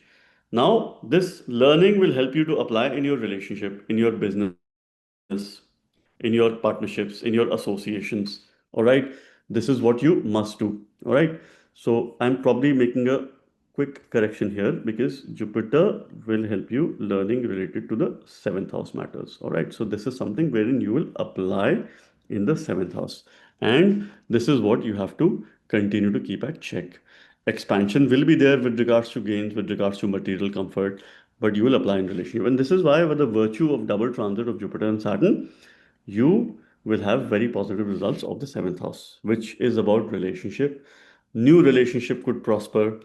You will you'll probably face a sense of stability in your relationship, stability in business related matters, and you will learn how to strengthen your relationship. So this is more on a positive side here. Now, the triple transit effect is also on the seventh house because Rahu is also having a second drishti, the drishti of Bhoga. This is where you have to be careful, all right, because your decision can either make or break your relationship in the second half of the year. Particularly between September through December is a sensitive phase for relationship because this is where nodes will probably be prepared to move signs. Rahu will be preparing to move from Aquarius to Capricorn, and this is where you have to be careful. The nodes, Rahu and Ketu, the Chaya Grahas, are activating your 6 and 12 axis. Rahu does well in the sixth house. It is the Upachaya Bhava. Rahu loves growth. Rahu loves uncontrolled growth. This is a problem, all right, because you don't get satisfaction here. It encourages harmony between your professional commitments and personal life and in your overall well being because the 6-12 house represents your well being, hospitals, isolated places, enemies, opposition, obstacles in life, repayment of debts. So you could have some repayment of debts in the year 2026, or you might incur some debts. If you incur debts on real estate, all right, because you will receive positive results for this house, it is good. If you incur more debts on your credit card and of course other expenditure, that is not good. That is where you have to be careful. And the nodes are helping you first focus on your lifestyle, your health, well-being, vitality. Stay away from indulgences. First half of the year, see, Rahu is under control of Jupiter. All right. But the second half of the year, it is not. It is going to be in Shatabisha Nakshatra. Later, it is going to be Dhanusha Nakshatra. Now, one thing is pretty good that when Rahu will move in Dhanishta Nakshatra in August, you will get very good results of the fifth house because this is where Mars gets exalted. Results related to your children, happiness from children, or probably starting a family. Jupiter's transit is also supportive of extending the family or some sort of appreciation, acknowledgement, gain, or achievement related to your children or some future related positional success is something which you will see August onwards. August through October is a very favorable time for positional success. This could be stressful as well. All right. Ketu, on the other hand, is your third lord in the 12th house. So one thing is constantly there. This is the year of number of efforts and you'll feel less results. Please do not develop a pessimistic approach. You have to put in efforts, that's there, because your third lord Ketu is in the 12th house. Ketu is a very non-materialistic graha. So it is good for you because your expenditure will be reduced. It will cut the expenditure. It will also impact your sleep. So you have to watch your sleep. Your sleep will improve in the end of the year. You have good improvement between October through December because this is where Jupiter moves in your 12th house. However, before this, you have to be very mindful of your sleep. Do something, have a morning routine, morning discipline. Make sure that you have an active day. If you have an active day, that means you would be in a position to sleep well. And if you fix your sleep, you will be very energetic through the day. This is something which is a must have. Otherwise, this period, this year can bring some health related issues. These health related issues can go undiagnosed, or you might face challenges in terms of considerable amount of time to diagnose these issues. So, from a health point of view, I do sense that gradually things can improve if you take care of your sleep. 80% of your health related problems will get solved this year. Continue your spiritual sadhana, continue your spiritual practices. This year is the year of self actualization. This year is a year where you need to reduce your expenditure, where you need to donate, you need to help others, those who need, where you need to strengthen your Lagna Lord Mercury. So it is Mercury related remedies that you have to continue to do. Could be gemstone, mantra based. You can use the Beej mantra of Mercury, or a Vishnu mantra, Om Vishnave Namah, which is a 6-syllable Shadakshani mantra that improves your 6th house, that helps channelize Rahu, and also Shani making a transit in the 7th house. My best wishes to you for the year 2026. For Libra ascendant signs or the Libra moon signs, the year 2026 annual predictions. Here I am presenting to you the most unique yet detailed interpretation, collectively taking the transit of Saturn, Jupiter, Rahu, and Ketu, and giving you a very holistic as well as detailed outlook of the year 2026. Certain highs and lows, some time periods where you have to be cautious, and of course, how you can make the most of the year 2026. This is the year of Sun, Surya, based on Vedic numerology. I do not mix the two concepts of the Western numerology system and the Vedic astrological system. I stick to the basic principles here. And the fundamental principles are that the 2026 year, which equates to number one, is the year of Sun based on Vedic numerology. Now, Sun rules your 11th house. So, of course, this is an year for expansion in all spheres of life when it comes to the material, mundane level comforts towards your friends, towards your wider social network. This is where a lot of energy would need to be invested in matters that pertains to your 11th house, which Sun rules. Sun shares a not so good relationship with your Lagna Lord Venus. Therefore, this time period can also cause some obstruction because Surya also becomes Badak Graha for you, or the one who rules obstacles. So, of course, definitely, in order to become successful this year, in order to be an achiever in all spheres of life, whether it comes to knowledge, education, work, you will have to go through some obstacles, you will have to go through some obstruction, that is for sure. So let us begin with Saturn or Shani, who's the Yoga Karaka planet for you. He's the one who rules your 4th house and the 5th house. So Saturn rules one house that represents your comforts, your happy space, your safe space, your home, mother, homeland, where you feel most happy, most protected, and most content. And he also becomes the 5th house ruler, which is the house of mantras, the house of future progress. Positional success is seen from the 5th house.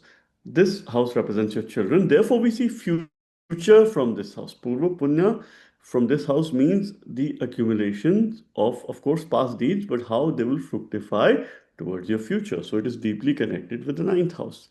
And Shani is making a transit in your 6th house, continues to do that in a direct motion, Margi. This will continue to give an inspiration to engage in a lot of creative endeavors, explore new hobbies, make hobbies your daily routine, and build your self expression. I mean, continue to make hobbies your daily routine. Continue to look at what are those things that can make you feel comfortable in your daily routine. And this year, you would also be in a position to repay some of your debts. In case you have some litigation, in case you have some legal issues, you can expect some fruitful results with regards to these matters. Now, while Shani is placed here in a direct motion, so first half it will be direct, second half it will go retrograde. Now, when it goes retrograde, it will help you to re-evaluate your future decisions. It will help you re-evaluate your romantic relationships. And of course, that is the time when you will have some relationship karma. So second half of the year, some heaviness or issues with regards to relationship can come into play, wherein you have to stay a bit cautious, you have to stay a bit low-key, and most of the time you have to take care of your temperament. Saturn will be aspecting your 8th house by the third aspect of growth. This is where your efforts need to put. So your efforts are directly connected with your transformation. This is the house of transformation. It also represents longevity, suddenness. So you will expect growth with regards to all these matters. Firstly, you will focus on your lifestyle, you will focus on your healthy living. Shani is the Naisargic Karaka of the 6th house, and he shares a friendly relationship with Venus. So, first half of the year, any opposition, any enemies that you have, anything that's happening in your life with regards to competition, by the virtue of your knowledge and the power of labor, you will be able to overcome that competition very comfortably. And Shani will also be aspecting your 3rd house. This is by the 10th aspect, which means that any efforts that you put You could expect growth with regards to communication, with regards to your relationship with siblings, with regards to change, and also journeys, or this could trigger a change of place. Now, we have to take a collective overview of these transits here. All right. Jupiter, who in the first half makes a transit in your ninth house in the sign of Gemini, it is boosting the learning opportunities, travel opportunities. It is encouraging you to broaden your horizon, to expand your knowledge, to excel in higher education, to excel in competitive activities, and it is giving you a lot of protection as well. But Jupiter's seventh aspect falls on Sagittarius, Saturn's 10th aspect falls on Sagittarius. By the virtue and phenomena of this double transit effect, I can conclude that any efforts that you put in the first half of the year. Now, after March, Jupiter will also go in a direct motion in the sign of Gemini, though its aspect of desire is about 75%, but Saturn's aspect is 100%. So there is definitely the power of labor, and there is some amount of knowledge and wisdom that is going in your third house, which will enhance communication, which will expand communication, and at the same time, any efforts that you put in the first half of the year, success is most likely going to be there. Jupiter is also aspecting your lagna, your ascendant, by the fifth aspect of knowledge. So, firstly, Jupiter is expanding ninth house matters, which is higher education, spiritual education, long journeys. This is your sixth lord, and the third lord that represents journeys, younger co-born siblings, your communication, your efforts, courage, valor, and sixth lord represents your daily routine, things that you do on a day-to-day basis. We also see job from here. So job related travel opportunities can be here. Jupiter is moving in a dual sign.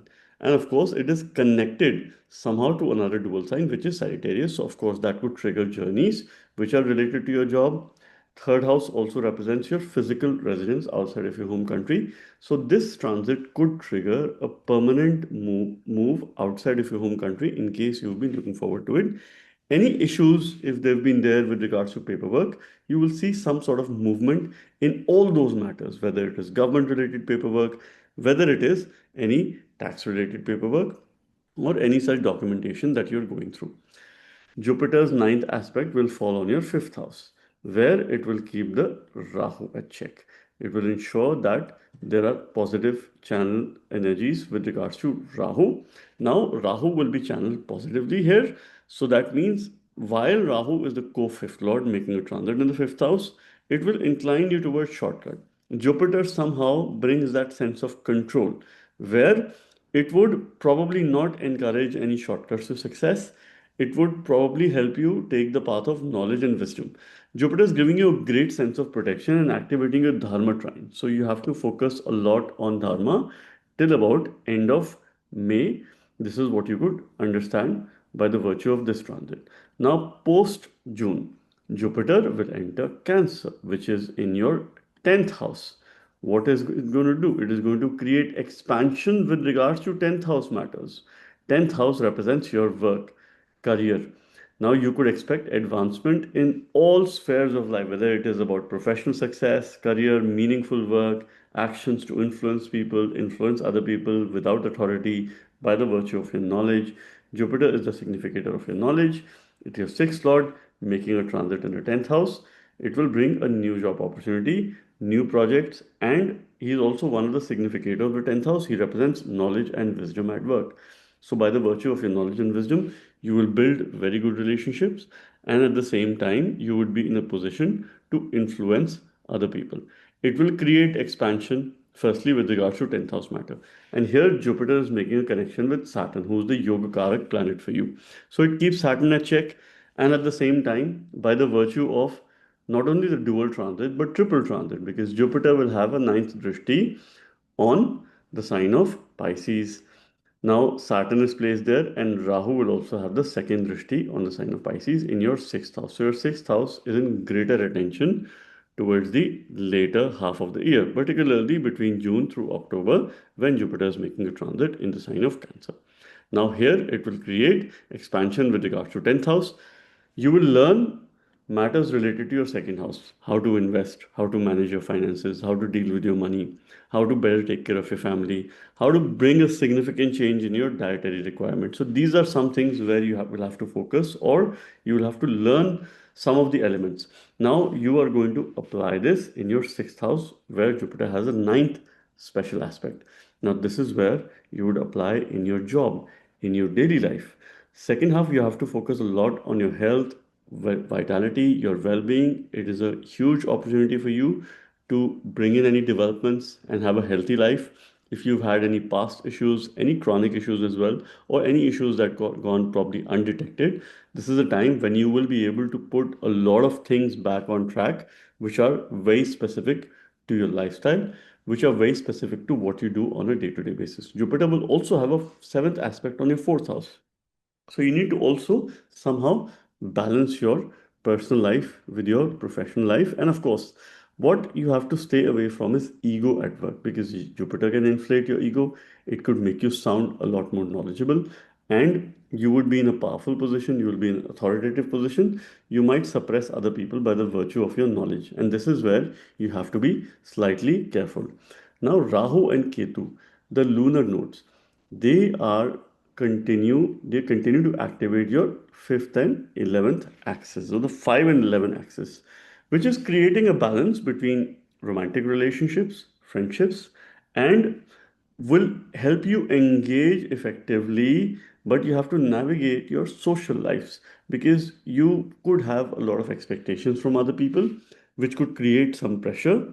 There could be social expectations, there could be societal expectations. So this is where you have to be a little bit cautious. This is where you have to be a little bit careful. Otherwise, it could become a bit detrimental in your case. So the 5-11 axis is being active. Rahu in the fifth house, that's your co-lord. Rahu is the one who listens to your Lagna Lord Venus, because Venus is the Daitya Guru. So a remedy for you comes from Venus. But when Rahu is placed in the trinal house, this is where you have to do remedies related to Mercury if you were to channel in the positive direction. Rahu can encourage you to have shortcuts to success. Future related decisions, you could be very impulsive. You could have high sense of desires. This is where he causes some sort of obstruction in your dharmic duties, especially in the second half of the year, because in second half he will not have any control. He will not have any aspect of Jupiter. He will also be moving through Shatabisha Nakshatra. Now, this is mostly applicable in the first half of the year, wherein he is very powerful in a very dominant position, which could help you reach a positional success that could make future very, very positive condition if you remedy Mercury. Look up to Lord Vishnu, or you could do Bij mantras related to Buddha, related to Mercury. Ketu, on the other side, is creating a Dhan Yoga for you, a financial wealth yoga, because that's your co-second lord. He co-rules the sign of Scorpio, placed in the 11th house in the sign of Sun. Now, based on the natal placement of Sun, we can further definitely ascertain the results, but this is certainly giving you a financial boost. Particularly in the second half of the year, you can expect some rise in your income. Ketu will be transiting in Magha Nakshatra, which is its own nakshatra, and that nakshatra represents a senior position. It represents throne or some sort of a elevated role, some sort of a successful role here. Now, Jupiter's transit would be pretty strong later in October.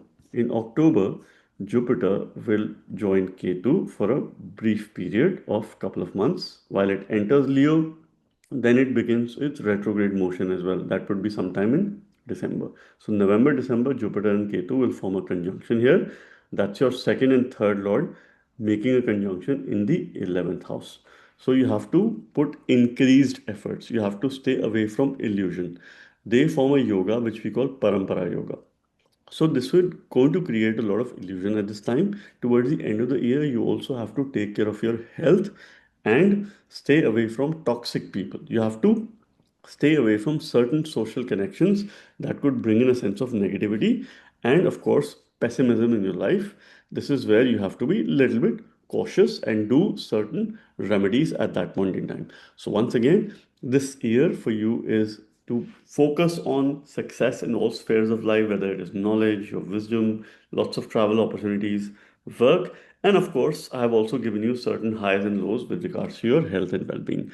Now, continue to strengthen Venus and Mercury throughout the year at different intervals, different times with regards to these remedies. And I wish you the very best for the year 2026. Scorpio ascendant signs or the Scorpio moon signs, the year 2026 annual predictions. How is the outlook for the year? Here I'm taking into account three major planetary transits and giving you a collective view, holistic as well as detailed view, while keeping the concept very simple. So we're taking into account Jupiter's transit, Saturn's transit, and Rahu and Ketu's transit collectively to give you the insight for the year 2026. This is the year of Sun, Surya. From a Vedic numerology point of view, Sun becomes your 10th lord. Therefore, the year 2026, from a calculation point of view, from a numbers point of view, and of course, from Vedic astrological point of view, plays a very important role in your career development, career progression, focusing a lot on new, bigger, better opportunities, newer projects, some of the things that you've never done in the past, and bring in a sense of fulfillment at your work. And this is where the Rahu and Ketu's axis is also between your 4th and the 10th house. Ketu is making a transit in the 10th house throughout the year, and it will also enter Magha Nakshatra. You are co-ruled by Ketu. And second half of the year, March onwards particularly, there are greater chances for yourself in terms of reaching a certain position or being very deeply connected with your work in terms of enhancing your knowledge and also looking at fulfillment, creating a sense of balance between your personal as well as professional life. So this is more or less around the theme for the year. Now, let's spend some time in terms of understanding Jupiter's transit for you. Jupiter becomes your second lord and the fifth lord. It rules the sign of Sagittarius and Pisces. So it plays a very important role in your financial matters. Now, Jupiter being the second lord rules your family, your accumulation of finances, accumulation of things, possession, your speech, your consumption, what you eat, what you consume, and also your accumulation of finances. And therefore, we see income to some extent from this house. Fifth Lord becomes very important because he is the one who rules your future, positional success. Now, whether you will be successful in your endeavors in terms of reaching a particular position, reaching a certain heights or not, is seen by the fifth house and the fifth lord. Fifth lord also becomes your mantresha, whether mantra based remedies will work for you or not. Jupiter's transit will be in your eighth house for the first half of the year. So, first 3 months it is going retrograde. It will make you reflect towards your relationship.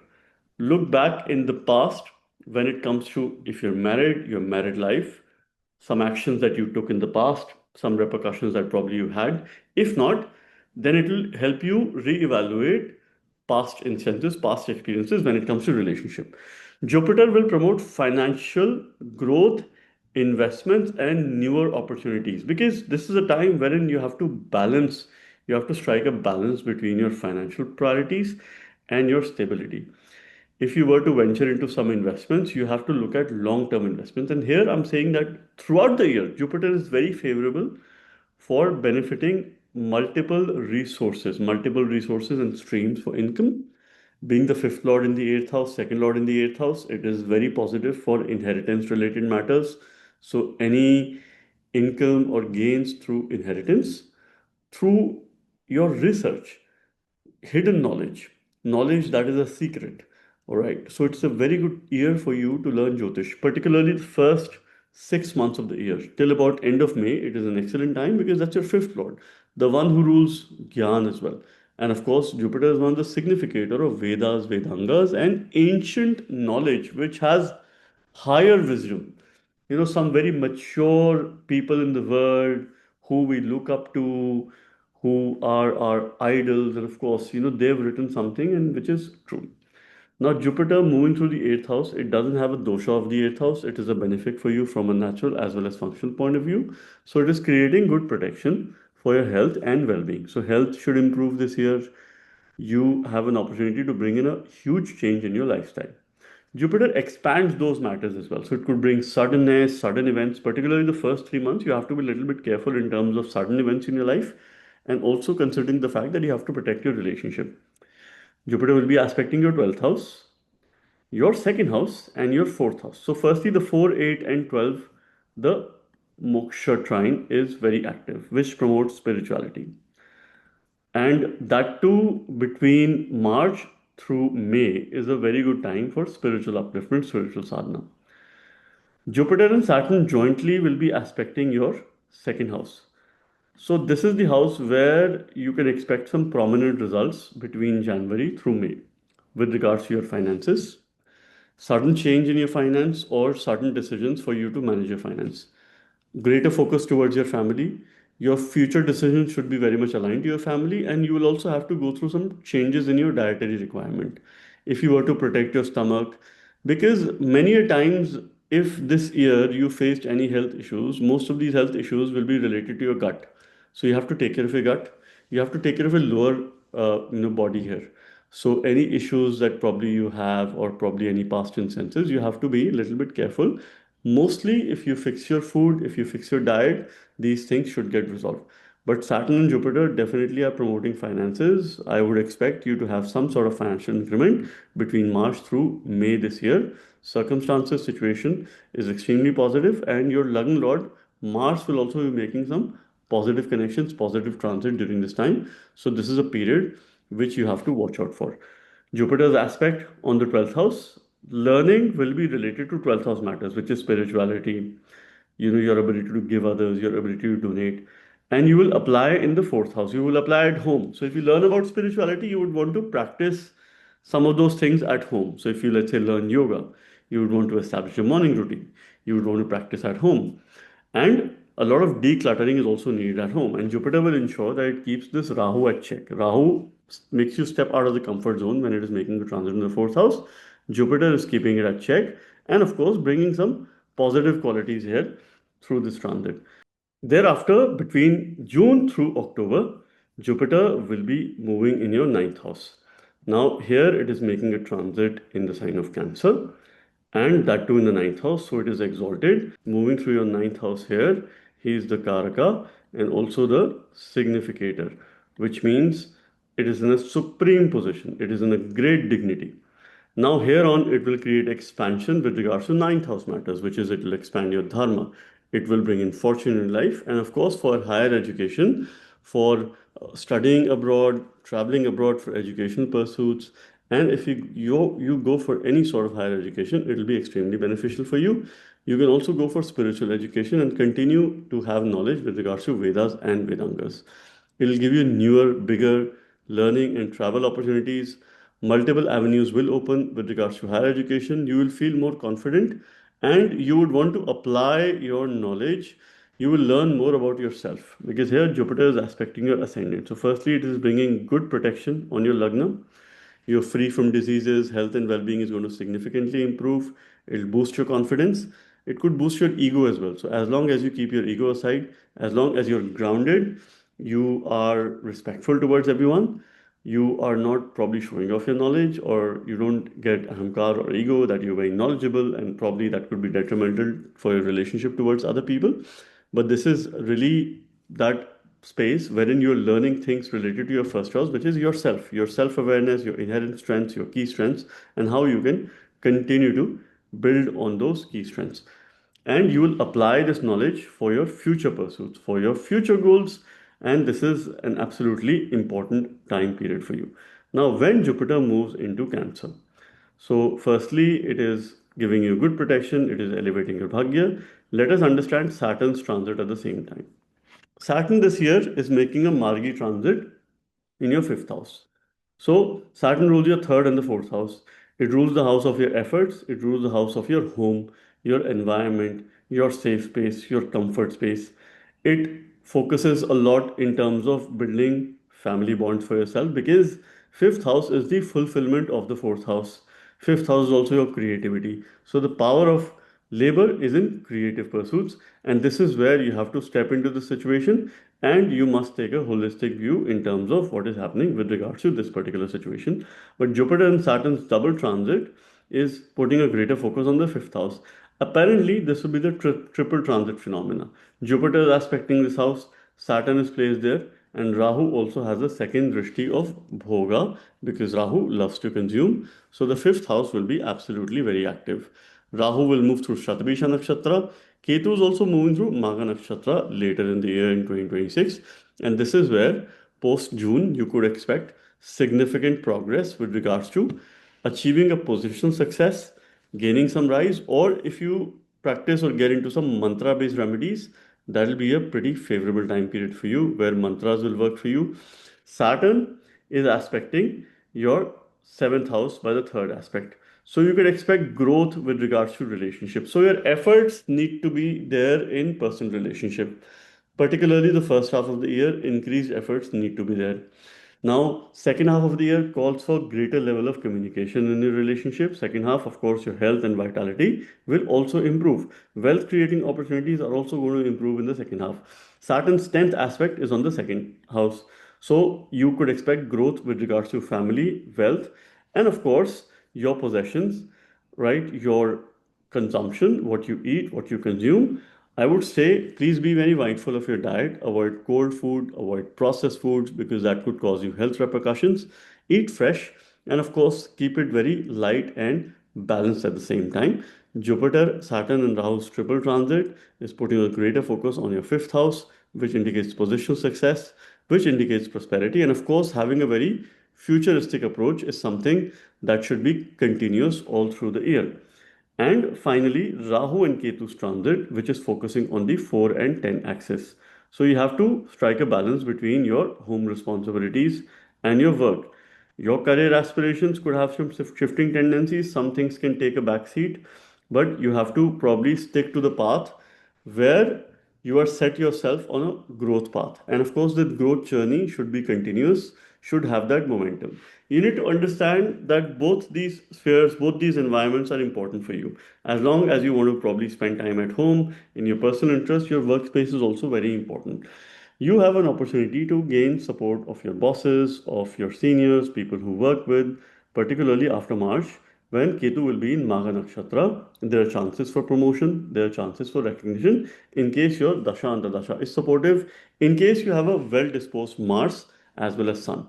And these are the two grahas that you must continue to remedy. First half of the year, you have to do remedies related to Jupiter. Second half, you continue to strengthen Mars by remedies related to Mars and Sun if you're facing some sort of work related issues. And remember, this is also the year of Sun.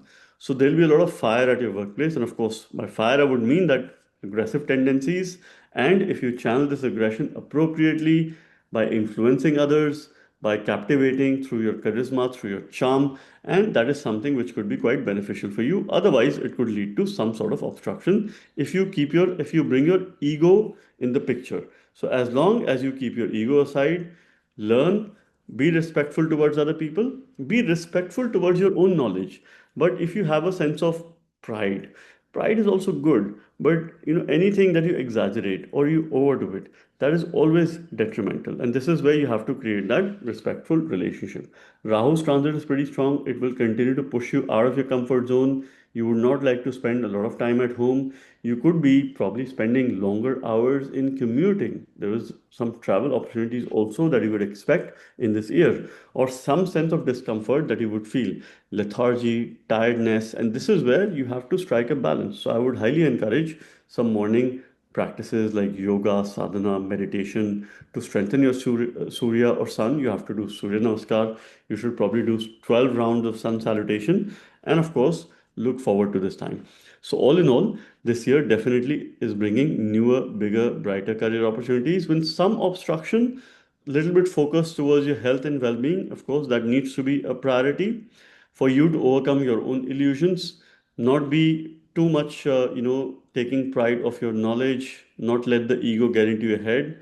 Practice humility, stay grounded, and from a remedial point of view, second half of the year, teach others, coach others, share your knowledge consciously with others. This will be very helpful in your progress in all spheres of life, and I wish you the very best in the year 2026. Sagittarius ascendant signs or the Sagittarius moon signs. The year 2026 and what this year is bringing for you based on your ascendant or the moon sign. From a physical point of view, you will read this from your ascendant sign. At the mental emotional level, you can also read this from your moon sign. This is the most detailed overview of year 2026 that you will find anywhere, wherein, as my annual practice, I'm taking a collective view of Jupiter, Saturn, and Rahu and Ketu's transit to give you a detailed yet holistic view, keeping the concepts very simple for you, certain takeaways, what are certain remedial measures, and you must understand these transits along with your chart, the yogas that are there, the applicable dashas and antadashas, and how these grahas are connected to the dasha lords, or of course, if they play a role in the dasha, you could further ascertain the results. So let us first begin with your Lagna Lord Jupiter. Now, Jupiter will move through three signs this year. So it is creating a lot of movement, it is bringing a lot of shift, it will continue its unusually faster pace. So the first 3 to 4 months, Jupiter is still regulated. Its pace is a bit optimized. Thereafter, the Atichara motion continues. It will move it at a very fast pace when it enters Cancer, and about 4 months it will complete the transit, then enter Leo, and of course, couple of months last year it will spend in Leo, where it goes retrograde as well. So two times Jupiter will be retrograde in the year 2026, which is very unusual. The start will be with the retrograde, and towards the end of the year, Jupiter again is retrograde. So the start of the year and the end of the year is bringing unfulfilled purpose, karmic baggage from the previous birth, because this is your Lagna Lord. So expect yourself to be stepping out of your comfort zone first quarter of the year and towards the end of the year when Jupiter goes retrograde. It is a reflection time. So two important phases wherein you will reflect on your past decisions related to yourself and your comfort space. Jupiter's influence in your seventh house is trying to instill wisdom, communication, and your networking ability. See, this house, why I'm saying networking, because this house represents those people who follow you. Okay, this is the house of your followers. This could also be those people who you follow. So it will help you to connect with others by the virtue of sharing your ideas, your wisdom, your thought process, and how clear you are with regards to your thinking. So you could probably become a very good consultant within the first 6 months. You could become a very good influencer. Planets like Jupiter, Sun in the seventh house, they are not very welcomed here, but they do have a tendency to give everything big. Big number of followers, people who you could command, bigger cars, bigger house. So everything is big in life, larger than life. Jupiter is your first lord and the fourth lord, so he represents yourself, your body, your vitality, your immunity, who you are. He's your Lagnesha, rules Sagittarius. This is where your conscious brain sits, which is the power of your brain, Buddhi.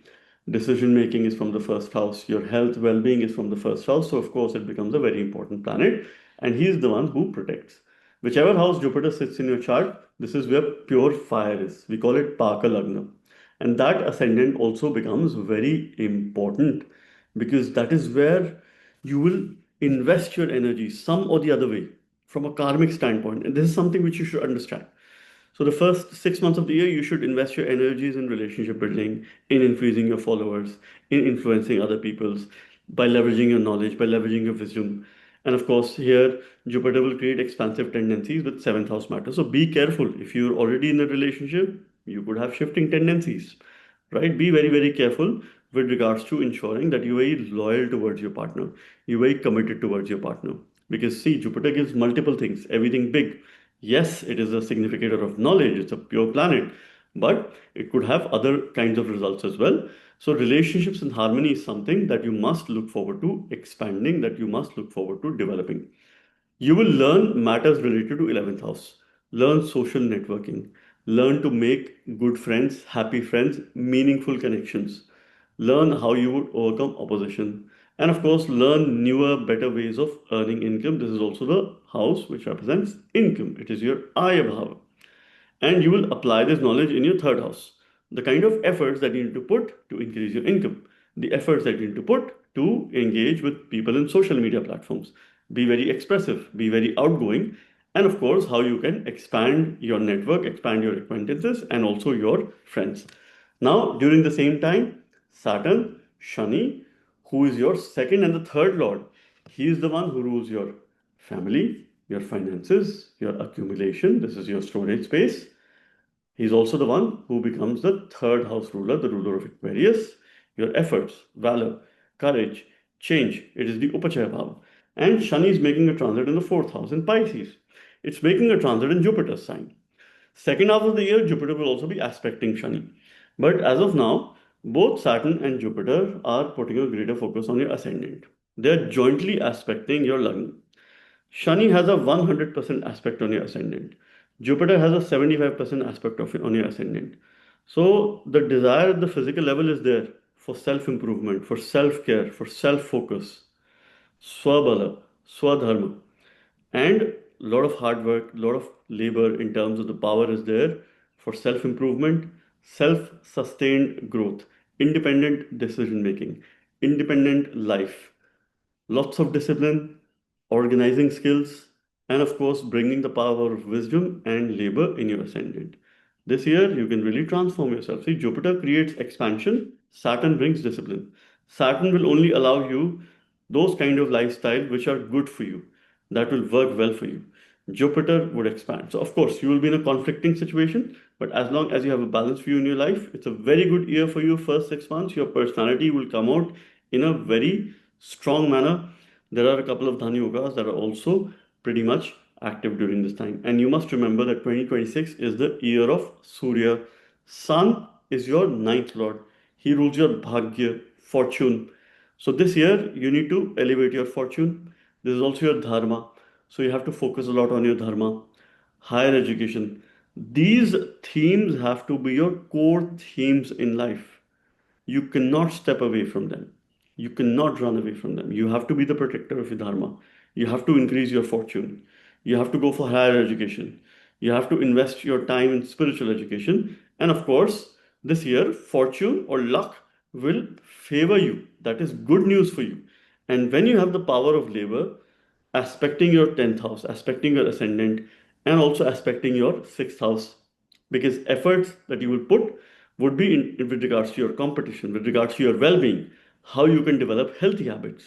This is going to be the focus of the hour. First half, I would expect your health to get better. Second half, you have to be careful. All right. There'll be growth of your body related matters, your vitality, your intellect, your immunity. All of these things will likely to grow. And of course, there's a power of labor in your 10th house because Saturn has some amount of aspect in your 10th house as well. So this is how we use the joint aspect of Jupiter as well as Saturn. But after 1st of June, your Lagna Lord, Dev Guru Brihaspati Jupiter, is entering your 8th house in the sign of Cancer, in its exaltation sign. All right. So Lagna Lord going into the 8th house, 4th Lord going into the 8th house. Not the most idealistic position. It brings sudden events, it brings deep transformation. This is bringing self transformation, transformation of yourself, your home related matters, your assets. So if you were to take some important decision related to your assets, throughout the year you can do that. Because first year, Jupiter and Saturn's joint transit is a bit supportive, but after June, it's an extremely favorable time for you to make any decisions related to your assets, investing in real estate, buying and selling of real estate, and of course, cars and other things as well. You will focus on self transformation and a conscious focus to bring fulfillment in relationship because the fulfillment in relationship is seen from the 8th house, which is second from the 7th house. Loss of bhagya is also seen from this house.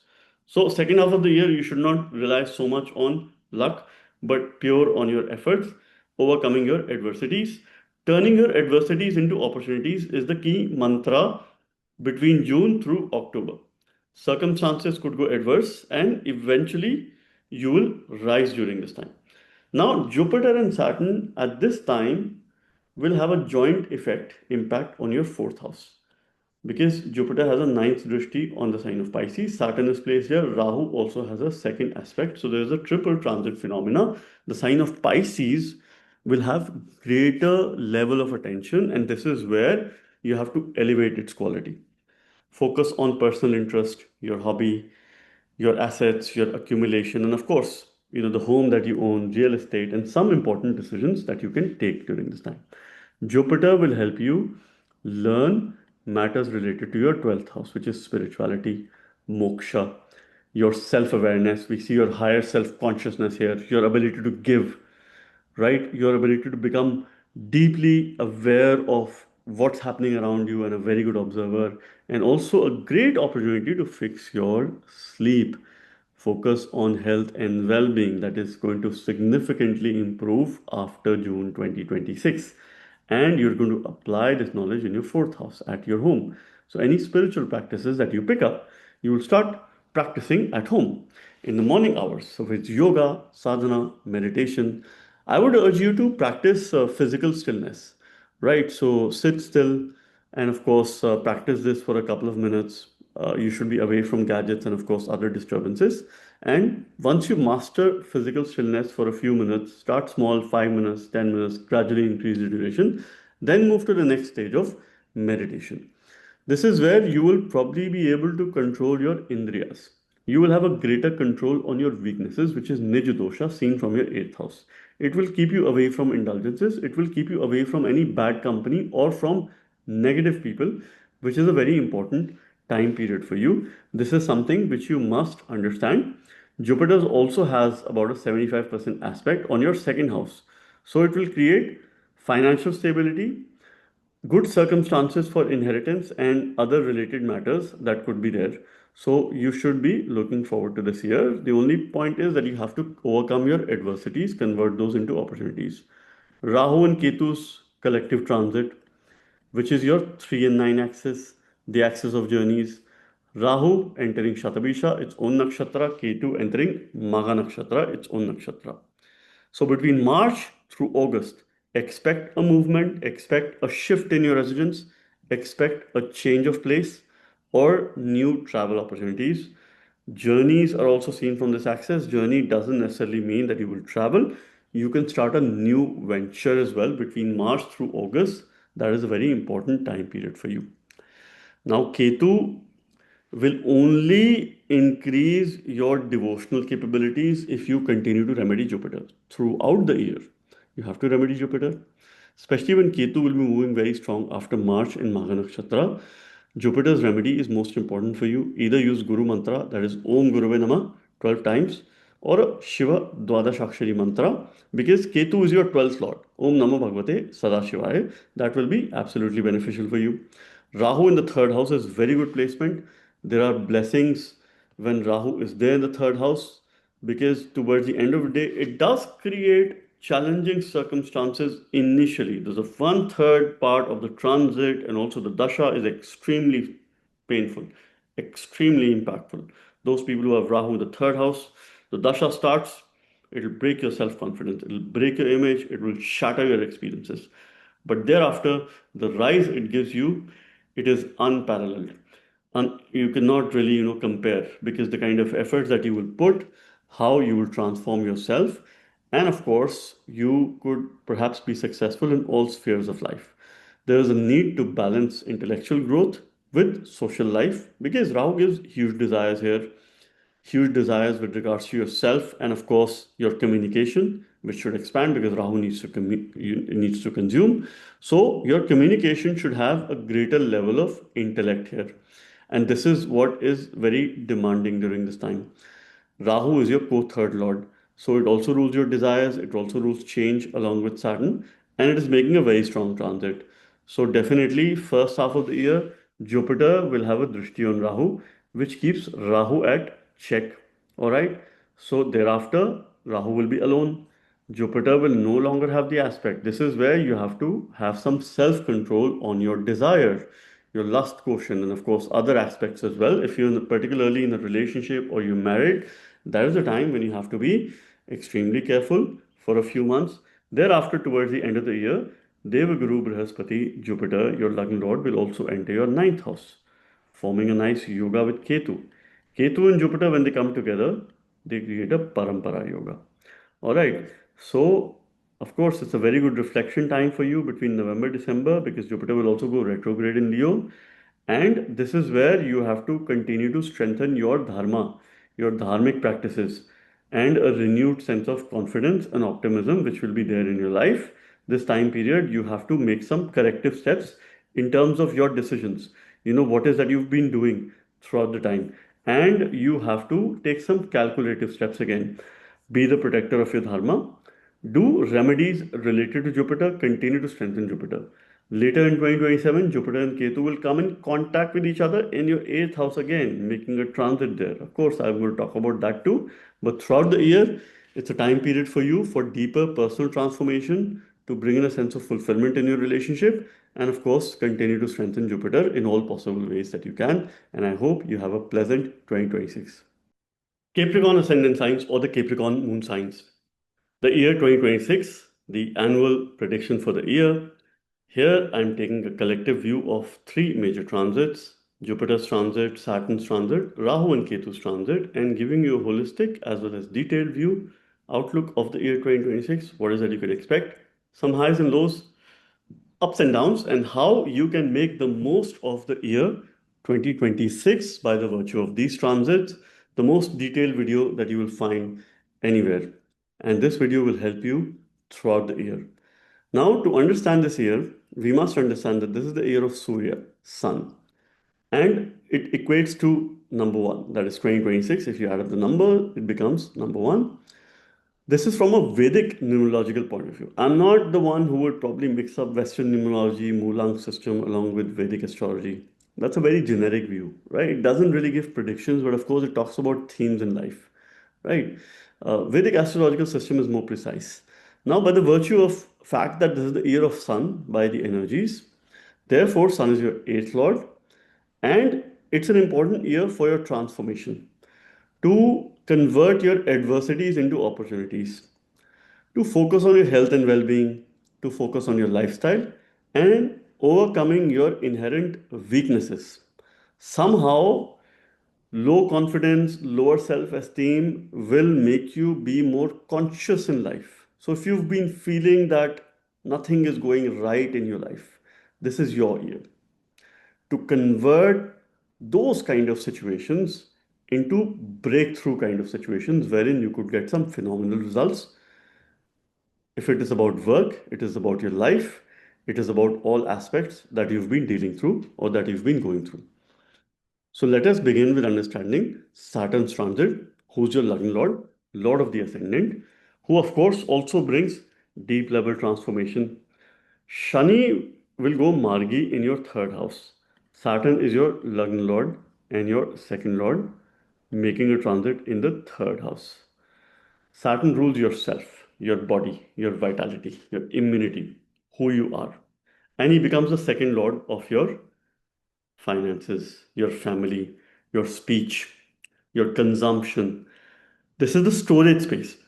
Saturn home is Capricorn. His moon Trikon sign is Aquarius, which is the office space. So the key message for you is that you have to work towards your family, because when the office is second from home, which is the house of family, so Saturn likes to work for the family. It's a very traditional graha. So this year you have to probably get into some traditional approaches. Some things that have not been working for you, maybe you need to reflect and see how you can evolve. Now this placement in the third house when Saturn goes Margi encourages financial stability through planning, because fulfillment of finances is also seen from the third house, because that is second from the second house. Establishing a solid foundation for future prosperity, because when you put efforts, Saturn gives you growth with regards to fifth house matters, where Saturn has an aspect, it is the third aspect. So your efforts are directly linked to future progress, directly linked to your children, and this is where the power of labor should be. So at work, whatever you do in life, every day when you're putting efforts, think about tomorrow. Think about later today as well, right? Okay, think about now, but have some sort of futuristic approach when you're putting in efforts. Saturn's 10th aspect is on your 12th house. So this is also where growth happens in terms of your spiritual practices, in terms of your donation, your sadhana, your ability to give others, your ability to help others. And this is also your self awareness. So, growth of your self awareness. Saturn needs some sort of direction in the third house. So, get some advice of a guru, of a mentor, or a teacher. It could work for you, or your father. Anyone who you trust, anyone who you can count on, get some advice. That could be absolutely beneficial for you. And this is something which you could look forward to. Saturn also has a 50% aspect on your ninth house, which of course demands a lot of discipline in your dharma, in your religion. So you should not be deviating from here because Saturn could create cold tendencies, coldness with regards to this 3-9 axis, make you lethargic about your efforts, lazy about your efforts, or make you feel pessimistic, always communicating that nothing's going right in my life, but rather taking things in your own hands, looking up to the Almighty, and of course, going on a spiritual retreat, spiritual travel.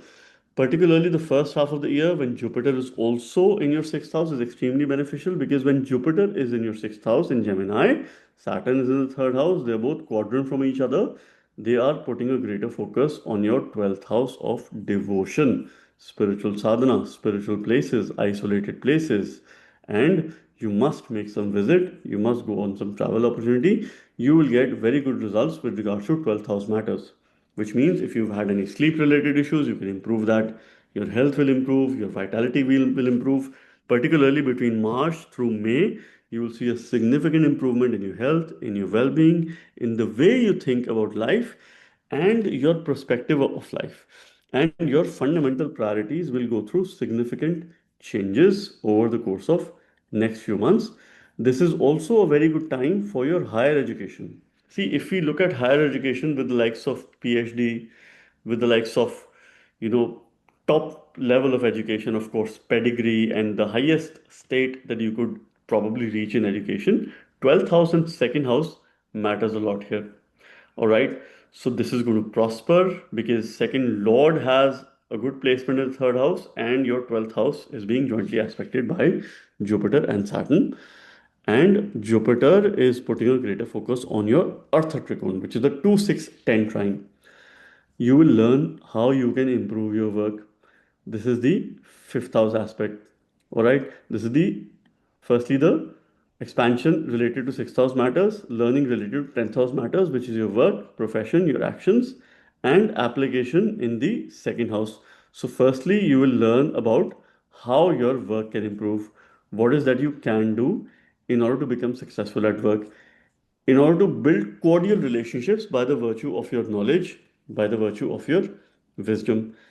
And this application will happen in your second house, where Jupiter keeps the Rahu at check. Rahu creates a lot of Maya, so it will make you indulge. See, this year there are no planets in your quadrant houses, neither of the planet, particularly in the first half. So, first half, your decision making could be a little bit on a weaker side because none of these are in the quadrant house. Now, when Mars makes a transit in quadrant house, and of course, Sun makes a transit, then you get certain support for sure, right? Even Venus makes, you get certain support, right? But of course, the pillars, the ayanas are a little bit on the weaker side in the first half. Second half, you'll have greater level of confidence. But Jupiter is keeping Rahu at check, so keeping control on your bhoga, creating a sense of balance between your spiritual desires and your material pursuits because you would want to be engaged in material life. So this is where you have to be a little bit careful. Jupiter will help you apply your knowledge in newer sources of income, how you can increase your wealth, how you can eat well, how you can speak well, how you can have a better speech, how you can protect your family, you can stay connected with your family. So, these are some of the things which you could look forward to implementing, and most importantly, how you can have a healthy, happy life through this time. Thereafter, Jupiter will be moving in the sign of Cancer, Karka Rashi, in the seventh house in its exaltation sign. This is where Jupiter will be away, and of course, no longer it will have an aspect on Rahu, but it will keep Saturn at check, which is your Lagna Lord. June onwards, between June through October, any efforts that you will put, results are guaranteed. In case your Dasha and the Dasha is supportive, if you're looking for a new job, June onwards, within the next few weeks, circumstances could be favorable. If you're going for higher education, circumstances could be favorable. Relationship matters, it could be mostly favorable. All right, personal life, wealth, financial matters, and of course, health and well being as well will continue to show significant improvement if your lifestyle is at check. Because any issues that you will have with regards to health will be connected to your lifestyle, or some things that probably you would do which you know others don't know. It's your secret, and of course, it's something which is hidden. So, be careful about some of these energies through this time. But when Jupiter moves in your seventh house, It is protecting your Lagna. It has a 75 aspect on your ascendant. You will learn matters with regards to your 8th house, your 11th house, which is the house of gains, your friends, your wider social network. So you will have expansive tendencies with regards to the 11th house matters. All right.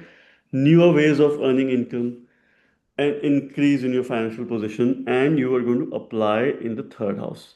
Jupiter, Saturn, and Rahu, the triple aspect, will fall because Rahu also has a second drishti on Pisces. So Pisces sign will be particularly under great attention between June through October.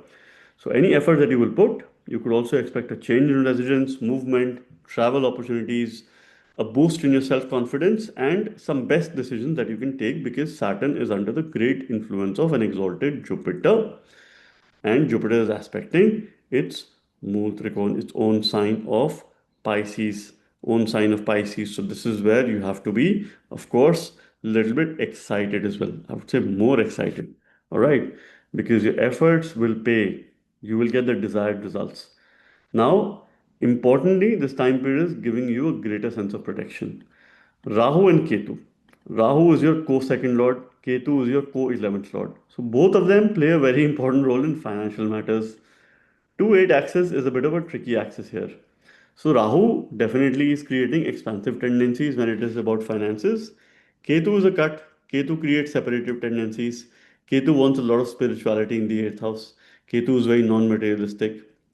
He would not let you overcome your weaknesses, causing an obstruction. He would not let you achieve your ambitions, causing an obstruction here. So these are some obstructions which we have to overcome. And in order to overcome these obstructions, you have to continue to strengthen your ninth lord, Mercury. Mercury is your remedy. And of course, Saturn, your Lagna Lord, is the most important remedy for the year to channel both Rahu as well as Ketu. Because if you strengthen Rahu, if you strengthen Saturn, your second house is improving, your 8th house is improving, and your Lagna is also improving by the blessings of Sri Hari, Lord Vishnu. Now, this is a time when you have to strike a balance between your spiritual pursuits and your material pursuits. Have a sense of control on your bhoga. Excellent time for you to learn about spirituality, Vedas, Vedangas, Shastras, higher knowledge, spiritual gains, research related subject. Ketu is a very dedicated student. All right. He has that kind of energy. If he starts or probably does a task, he will have a continuation long stretch of time, right? Ketu is linked to Lord Ganesha, and he wrote Mahabharat for 10 straight days without having water, without eating anything, without having a nap, or without sleeping.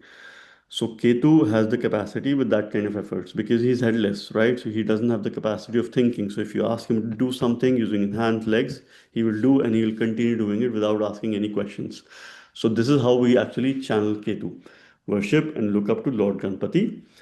And most importantly, this year you have to somehow overcome your adversities and be prepared with some sudden events. Particularly March onwards, Ketu will be in Magha Nakshatra. You could expect that your lifestyle should be constantly at check between March through December because Ketu has a very strong transit. So if your Dasha Antardasha has the influence of Ketu or Surya, this is what you must be doing. So in the year 2026, it's a great opportunity for you to put in efforts. Do not shy away from those efforts. I've given you a timeline when your efforts will give you the desired results, where you can maximize in terms of this opportunity. Health is going to show significant improvement in the first half of the year. Second half, be very focused, mindful of your relationships.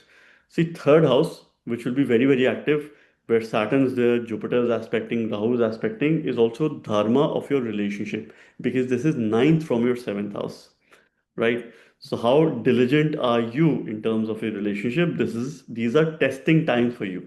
All right. So you need to not only pass this test, but you need to top this test. You need to get a distinction. This is the kind of message that I'd like to bring in. You'll have high sense of desire, but at the same time, the connections which you will make and newer relationships that you will probably establish will become strong. If you're already married, of course, I would expect a greater strength in your relationship between June through October, wherein along with your partner, you also have an opportunity to shift your residence. Continue to strengthen Mercury, continue to strengthen Saturn, and may you have a wonderful 2026. Aquarius ascendant signs, or the Aquarius moon signs, at the physical level from your ascendant sign, at the mental emotional level from your moon sign. This is the annual transit video for the year 2026. What this year is bringing for you, and I'm taking a collective detailed view of Saturn, Jupiter, Rahu, and Ketu, and giving you the most detailed, holistic view of the transits, the effect of the year, keeping the concepts really simple and detailed at the same time. Some highs and lows, ups and downs, and when some time periods you could make the most of this year, and when is that you have to be careful. So, firstly, 2026 is the year of Sun, it's the year of Surya. So from a Vedic numerological point of view, because I only use Vedic numerology, I do not use Western numerology, I do not mix, other systems with Vedic Jyotish. I like to be consistent and very much focused on the system which I follow and the tradition that I believe in. And of course, it works very well in our consultations as well. Now, Sun is your seventh lord. So this time period, definitely this year, greater focus needs to be there with regards to seventh house matters. This is the house of following, is the house of your followers and the people who you follow. So of course, this time period calls for a greater sense of balance between your person and your other relationships. Your personal life and your relationships, striking a sense of balance, bringing a sense of harmony in life. Sun demands consistency, sun demands loyalty as well. Sun is the resource giver, bringing a lot of brightness. So you could expect brighter, better results when it comes to relationship, because some or the other point in time, your energies will be very much invested in business partnerships, in relationships, in dealing with other people, and of course, everything that is big, larger than life kind of thing. These are some of the effects that you could expect. So if you were to search harmony in your life, that begins from yourself, developing a cordial attitude, keeping the ego, ahamkar aside, right? Keeping the fiery energies aside, the dominance aside, and being at the same page, at the same level with your partner, that will be extremely beneficial with you for you. And at the same time, you will be diligently focusing on the relationships that you will probably have this year. So this is more or less some insight into the themes of life. Now let's begin with the transit of your Lagna Lord Shani. Saturn, already going Margi or direct, is your Lord of the Ascendant, and he is the Lord of the 12th house. So he rules the first house and he becomes the ruler of the 12th house, the Lord of yourself, your body, your vitality, your immunity, who you are. He represents knowledge, intelligence, and most importantly, this is where your dhi sits, the conscious brain, decision making. How good are you? How confident are you in terms of making decisions? Saturn's also the 12th lord of higher self consciousness, your losses, expenditure, what you do in order to become more self aware, the practices that you have. This house represents your sleep and your bed comforts. Shani is making a transit in the second house, Margi. So Shani itself is giving you a Dhan Yoga, a financial yoga. Being the ascendant lord making a transit in the second house gives very independence when it comes to finances. First half of the year is extremely positive because it will not only bring some opportunities for self reflection in your personal growth, but it will encourage deeper introspection as well. Saturn here is going to be aspecting your fourth house by the third aspect. It will aspect your 11th house by the 10th special aspect. So, firstly, it is creating growth with regards to fourth house matters. Efforts have to have a direct connection with your home, with your comforts, with your assets, what you own, your ownerships, your real estate, property, and of course, certain things that you own. And this year, it's an excellent time for you to put efforts in hobbies, your personal practices, personal endeavor, finding meaning. Saturn is natural karaka for work, natural karaka for profession. Sometimes I say that Saturn becomes even more important than your 10th lord, okay, for work direction, for career direction. If it is aligned with the placement of Saturn and D1 and the Shamsha chart, it brings fulfillment. It ensures that any labor that you put in your work, you get results. It reduces the sorrow because you very much align. So it needs a lot of alignment for your work, which should be fulfilling in nature. and it will create growth for 11th house matters, which is about gains and recognition, which is a full 100% drishti. Now, while Saturn is doing this, Jupiter is making a transit in your fifth house. Initially, it will go retrograde for the first 3 months. Thereafter, it will move in a direct motion. All right, between March through May, it will be in a direct motion. So, what is happening here? Firstly, Jupiter is aspecting your ninth house by the fifth special aspect. So, this is where it will firstly create expansion with regards to future, your children, excellent time to plan a family, excellent time probably to have child or some sort of recognition that your children can have and that future expansion could bring in. Learning will be related to ninth house matters, which is higher education, long journeys, long distance travel, and of course, spirituality. Application will be there in your first house. So you will learn matters related to your ninth house and you will apply in your Lagna. You will apply in your ascendant with regards to these particular matters, and this is how you can excel. This is how growth can come to you. This is something which you can look forward to. So it is more or less a forward-looking year. Both Saturn and Jupiter are forming a Dhan Yoga. Jupiter is your second and the 11th lord. So Jupiter for you plays a very important role in the Dhan Bhav, your family. Accumulation of anything, it's your storage space, accumulation of things, possession, and also money, finances. Jupiter is the natural significator of the fifth house. So the first 3 months, it will make you reflect to your personal priorities, to things at home. Little bit uncomfortable. It will push you out of your comfort zone. But March onwards, you would expect significant progress in your financial position, in your financial settlement. Now you will learn matters related to your ninth house, which is higher education. You will apply in the 11th house, which is for your gains and recognition. And of course, this is where jointly Saturn and Jupiter will have a mutual aspect on your 11th house. So you can expect life events to trigger between January through May with regards to 11th house, which is your own income. So financial gains are inevitable this year. This is very promising. Jupiter's influence is bringing not only opportunities for learning and creativity, it will expand your creativity. It will give you deeper level of thinking to work on a range of interests, multitasking capability. So I would say this year for the first 6 months, wear multiple hats. Learn about AI, learn, upskill yourself. Don't settle for one thing or one avenue. You have to diversify your talent. You have to diversify your potential. This is where you got to maximize before you step into slightly uncomfortable time period. Now, post June, Jupiter will enter its exaltation sign, and this exaltation is in Cancer, which is your sixth house. So Jupiter moves in the sixth house in Cancer. It will create expansive tendencies with regards to sixth house matters. So it could put you in newer debts, but these debts will be good. Or you will repay your debts. You will repay some loans. You will repay some advancements, and of course, you will be very mindful of your expenditure. Your expenditure will be protected, and you will see a huge improvement in your health between June through October. In case you have any long pending health issue, in case you have any continuous concern with regards to your health between June through October, you will see a significant improvement in your health because Jupiter is making this transit. It will create expansion with regards to job related matters. It will help you overcome any opposition by the virtue of your knowledge, by the virtue of your wisdom. It will also help you rebuilding your lifestyle. So you have to take care of your digestion. It is all connected to your food. If you take care of your food, avoid stale food, avoid cold food, avoid processed food throughout the year. Saturn doesn't allow that in the second house. It will spoil your health. And circumstances, if you don't take care of your gut, maybe things could go out of your control. So please be very, very careful here.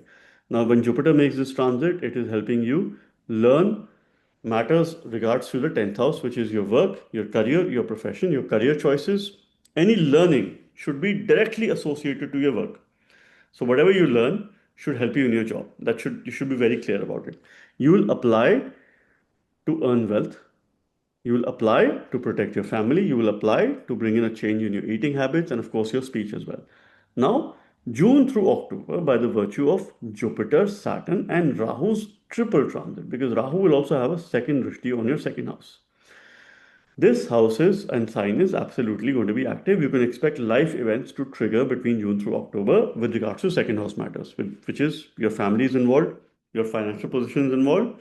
You could see your attention would be needed to resolve some financial matters, either some investments, some critical decisions related to your possessions and your finances. You will be in a position to make that. You can create a new source of income. You could save more money. You will have a tendency to build your savings. So please leverage these energies at that point in time. Situation and circumstances could be extremely favorable. And this year is bringing some greater level of financial prosperity by the virtue of Jupiter and Saturn's collective transit. Now, we must also understand Rahu and Ketu's transit. What is Rahu and Ketu doing for you? Now they are putting a greater focus on the first and the 7 axis. So your 1-7 axis is under greater attention here. The nodes demand you to create a greater sense of balance between your self expression and your personal relationship. Ketu in the 7th house doesn't necessarily create separative tendencies. No, it doesn't end a relationship. It is not detrimental. Yeah. See, if it brings spirituality in a relationship, the relationship becomes directionless. Because Ketu's direction is either upwards or downwards. All right. Ketu's presence makes you feel that there isn't a direction in relationship, but this is only temporary. So believe that. So the point is that you need to have some direction in your relationship, direction in where you're heading, direction in terms of other people who you follow or those who follow you. Rahu's position in the Lagna creates illusion. So first 6 months, Rahu is under great check. It is under the beneficial aspect of Jupiter. Thereafter, Rahu is open. It is independent. Please avoid indulgences of any kind after June. Circumstances could be detrimental, but Jupiter is giving you great protection for your health. But please focus on your habits, healthy lifestyle. Your actions need to be very calculative, very logical, and not impulsive because Rahu believes in quick ways of doing things, faster results that help you transform, faster results related to your body, related to your vitality, and of course, your lifestyle. And Rahu creates expansive tendencies. It wants to have boga, it wants to always consume. It could create illusion in your personal decision making, in decisions related to your spouse, in relationship matters. So, this is where you have to, of course, exercise some amount of consciousness and some amount of concern as well. But personally, it will help you transform. When Ketu enters Magha Nakshatra, that period could be beneficial for your spouse in terms of achieving some senior position or probably getting some positional growth. And if you run a business, you could expect some expansive tendencies because Ketu is your co-10th lord. Ketu also rules work for you, and Rahu co-rules your Lagna. So these two nodes are important planets for you. And when Rahu is in Lagna, you must remedy Mercury.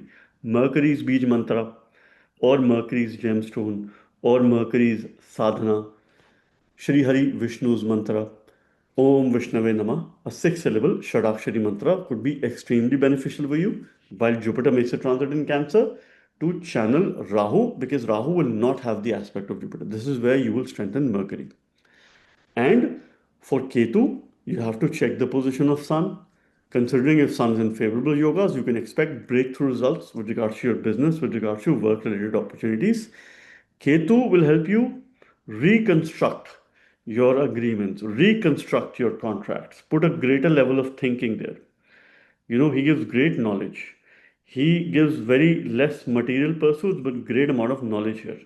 So this year, all in all, is excellent to improve your health. It is very good to diversify your finances, diversify your funds, and have a very good thinking, a very positive, optimistic thinking in terms of creating additional sources of income. You should not be settling for one thing. You have to diversify your talents in focusing on multiple avenues, multiple projects, and at the same time, stay away from illusions in the second half of the year. Towards the end of the year, November and December, Jupiter will make a conjunction with Ketu.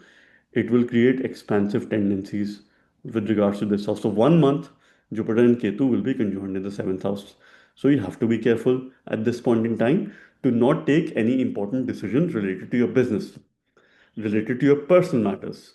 All right, try and stay low key, go on a travel, go on a vacation, or take a break. Focus on yourself, your self care and self priorities, because you will have great sense of protection during this time. And I hope you have an excellent 2026. Pisces ascendant signs or the Pisces moon signs. The year 2026, from a physical point of view, you will read this from your ascendant sign. At the mental emotional level, you can also read this from your moon sign. What is the outlook of the year 2026? What this year is bringing for you? I'm taking a collective view of Jupiter's transit, Saturn's transit, and Rahu and Ketu's transit, and presenting to you the holistic view of what you can expect, some highs and lows, some of your exciting times, some of your challenging times, and how you can navigate through these times and through these energies throughout the year for your benefit, for your betterment. And of course, giving you a holistic view and very detailed, but at the same time, keeping the concepts really, really simple. Now, we must take into account that 2026 equates to 1. This is the year of Sun, this is the year of Surya. From a Vedic numerological point of view, I'm not trying to mix two systems here, but I'm only looking at Vedic numerology. Sun becomes your sixth lord. So this year there has to be a greater level of focus in terms of your job, in terms of your seva. This is the house of seva. This is the house of Rog, Rin, Ripu, which is your health, well-being, vitality, your debts, overcoming your debts, repaying your debts, overcoming competition, overcoming enemies, and at the same time, fixing your daily routine, bringing in a sense of consistency in your daily routine. This year, you have to feel comfortable, you have to stay in your comfort zone, you have to rebuild your fundamentals. You have to be very diligent with regards to your spiritual practices, and at the same time, you have to focus a lot on those areas that are personally very much exciting for you. This could be your hobbies, this could be your personal interests, and of course, those things that you're passionate about. So, this is the year where you have to demonstrate that fire element when it comes to your passion, things that you love doing. Let's begin with Jupiter's transit, who is your Lagna Lord, Lord of the Ascendant. Now, before I talk about the collective view, Jupiter for the first half of the year, between January through May, will be in Gemini, that's your Ascendant Lord, and the 10th Lord. Jupiter rules your Ascendant and the 10th house. So he rules yourself, your body, your vitality, your immunity, who you are. This is the house where he sits, which is your conscious brain, and the 10th lord of your work, profession, your karya bhava, your action in society, what you do to survive and sustain yourself in this world. And this talks about your karmas. This talks about your workplace success as well. It doesn't talk about nature of workplace. Okay, what will you work? What will you do? That is seen from the Shamsha. That is not seen from the 10th house or the 10th lord or even the planets placed there. If someone gives you advice related to work, this is the profession that you should do based on your 10th lord and 10th lord, 10th planets in your 10th house, it's absolutely wrong. Jupiter in Gemini in the fourth house is promoting opportunities to enhance your comforts, gains from assets, and it is most importantly make you feel connected, emotionally deeply connected to your possessions, whatever you own. So you will have a greater connect with your home, with your assets, what you own, be it a vehicle, be it your house. Or in the first half, you can take some very important decisions related to real estate. That is something which is very likely. Now, Jupiter will create expansive tendencies with regards to fourth house, which is your assets, your comforts, and of course, your mother's health as well. If there were any issues, you will see some improvement, particularly between March through May. It will significantly improve because Jupiter will move in Margi or direct in the sign of Gemini. Jupiter is aspecting your eighth house. So you will learn matters related to your eighth house here. So that becomes very important. All right.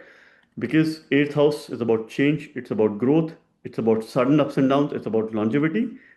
You will focus on healthy lifestyle. Now you should put efforts in learning Jyotish, in learning occult, in learning those subjects that need a lot of research. Jupiter's ninth aspect is on the 12th house. So you will apply your knowledge here, which is with regards to 12th house matters, your spirituality, your higher self consciousness, and for your self awareness. So you would do some research to make you more self aware. Jupiter also ensures that it keeps this Rahu at check and help you avoid any kind of indulgences, any expansive tendencies when it comes to your expenditure. So it will control your bhoga, it will control your expenditure, it will help you stay away from bad habits, from bad company, and bring some good changes in your lifestyle. And between January through May, your sleep can also improve. After that, you have to be careful because Jupiter will be away from Rahu. Rahu will not have an aspect on Jupiter. So first 4-5 months is a very good time to focus, work on your health, well-being, your sleep, your bed comforts, and of course other aspects as well. Now, while Jupiter is in Gemini, Saturn's moving through your ascendant. Saturn is Maran Karak. It's a death-like position in the ascendant. This is where you have to remedy Surya. Om Savitri Surya Narayanaya Namah. This is an important mantra to bring this Shani out of Maran Karak. However, you should only do any mantra by a proper guidance of a guru or a coach or a mentor under the directions. You should not start any of these mantras immediately.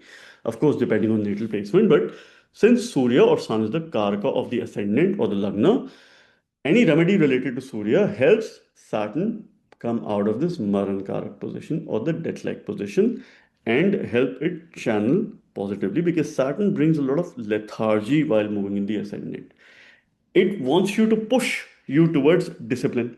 Eventually it will bring discipline in your life, but it will start with lethargy, make you lazy, bring delays, and of course Saturn has gained momentum here.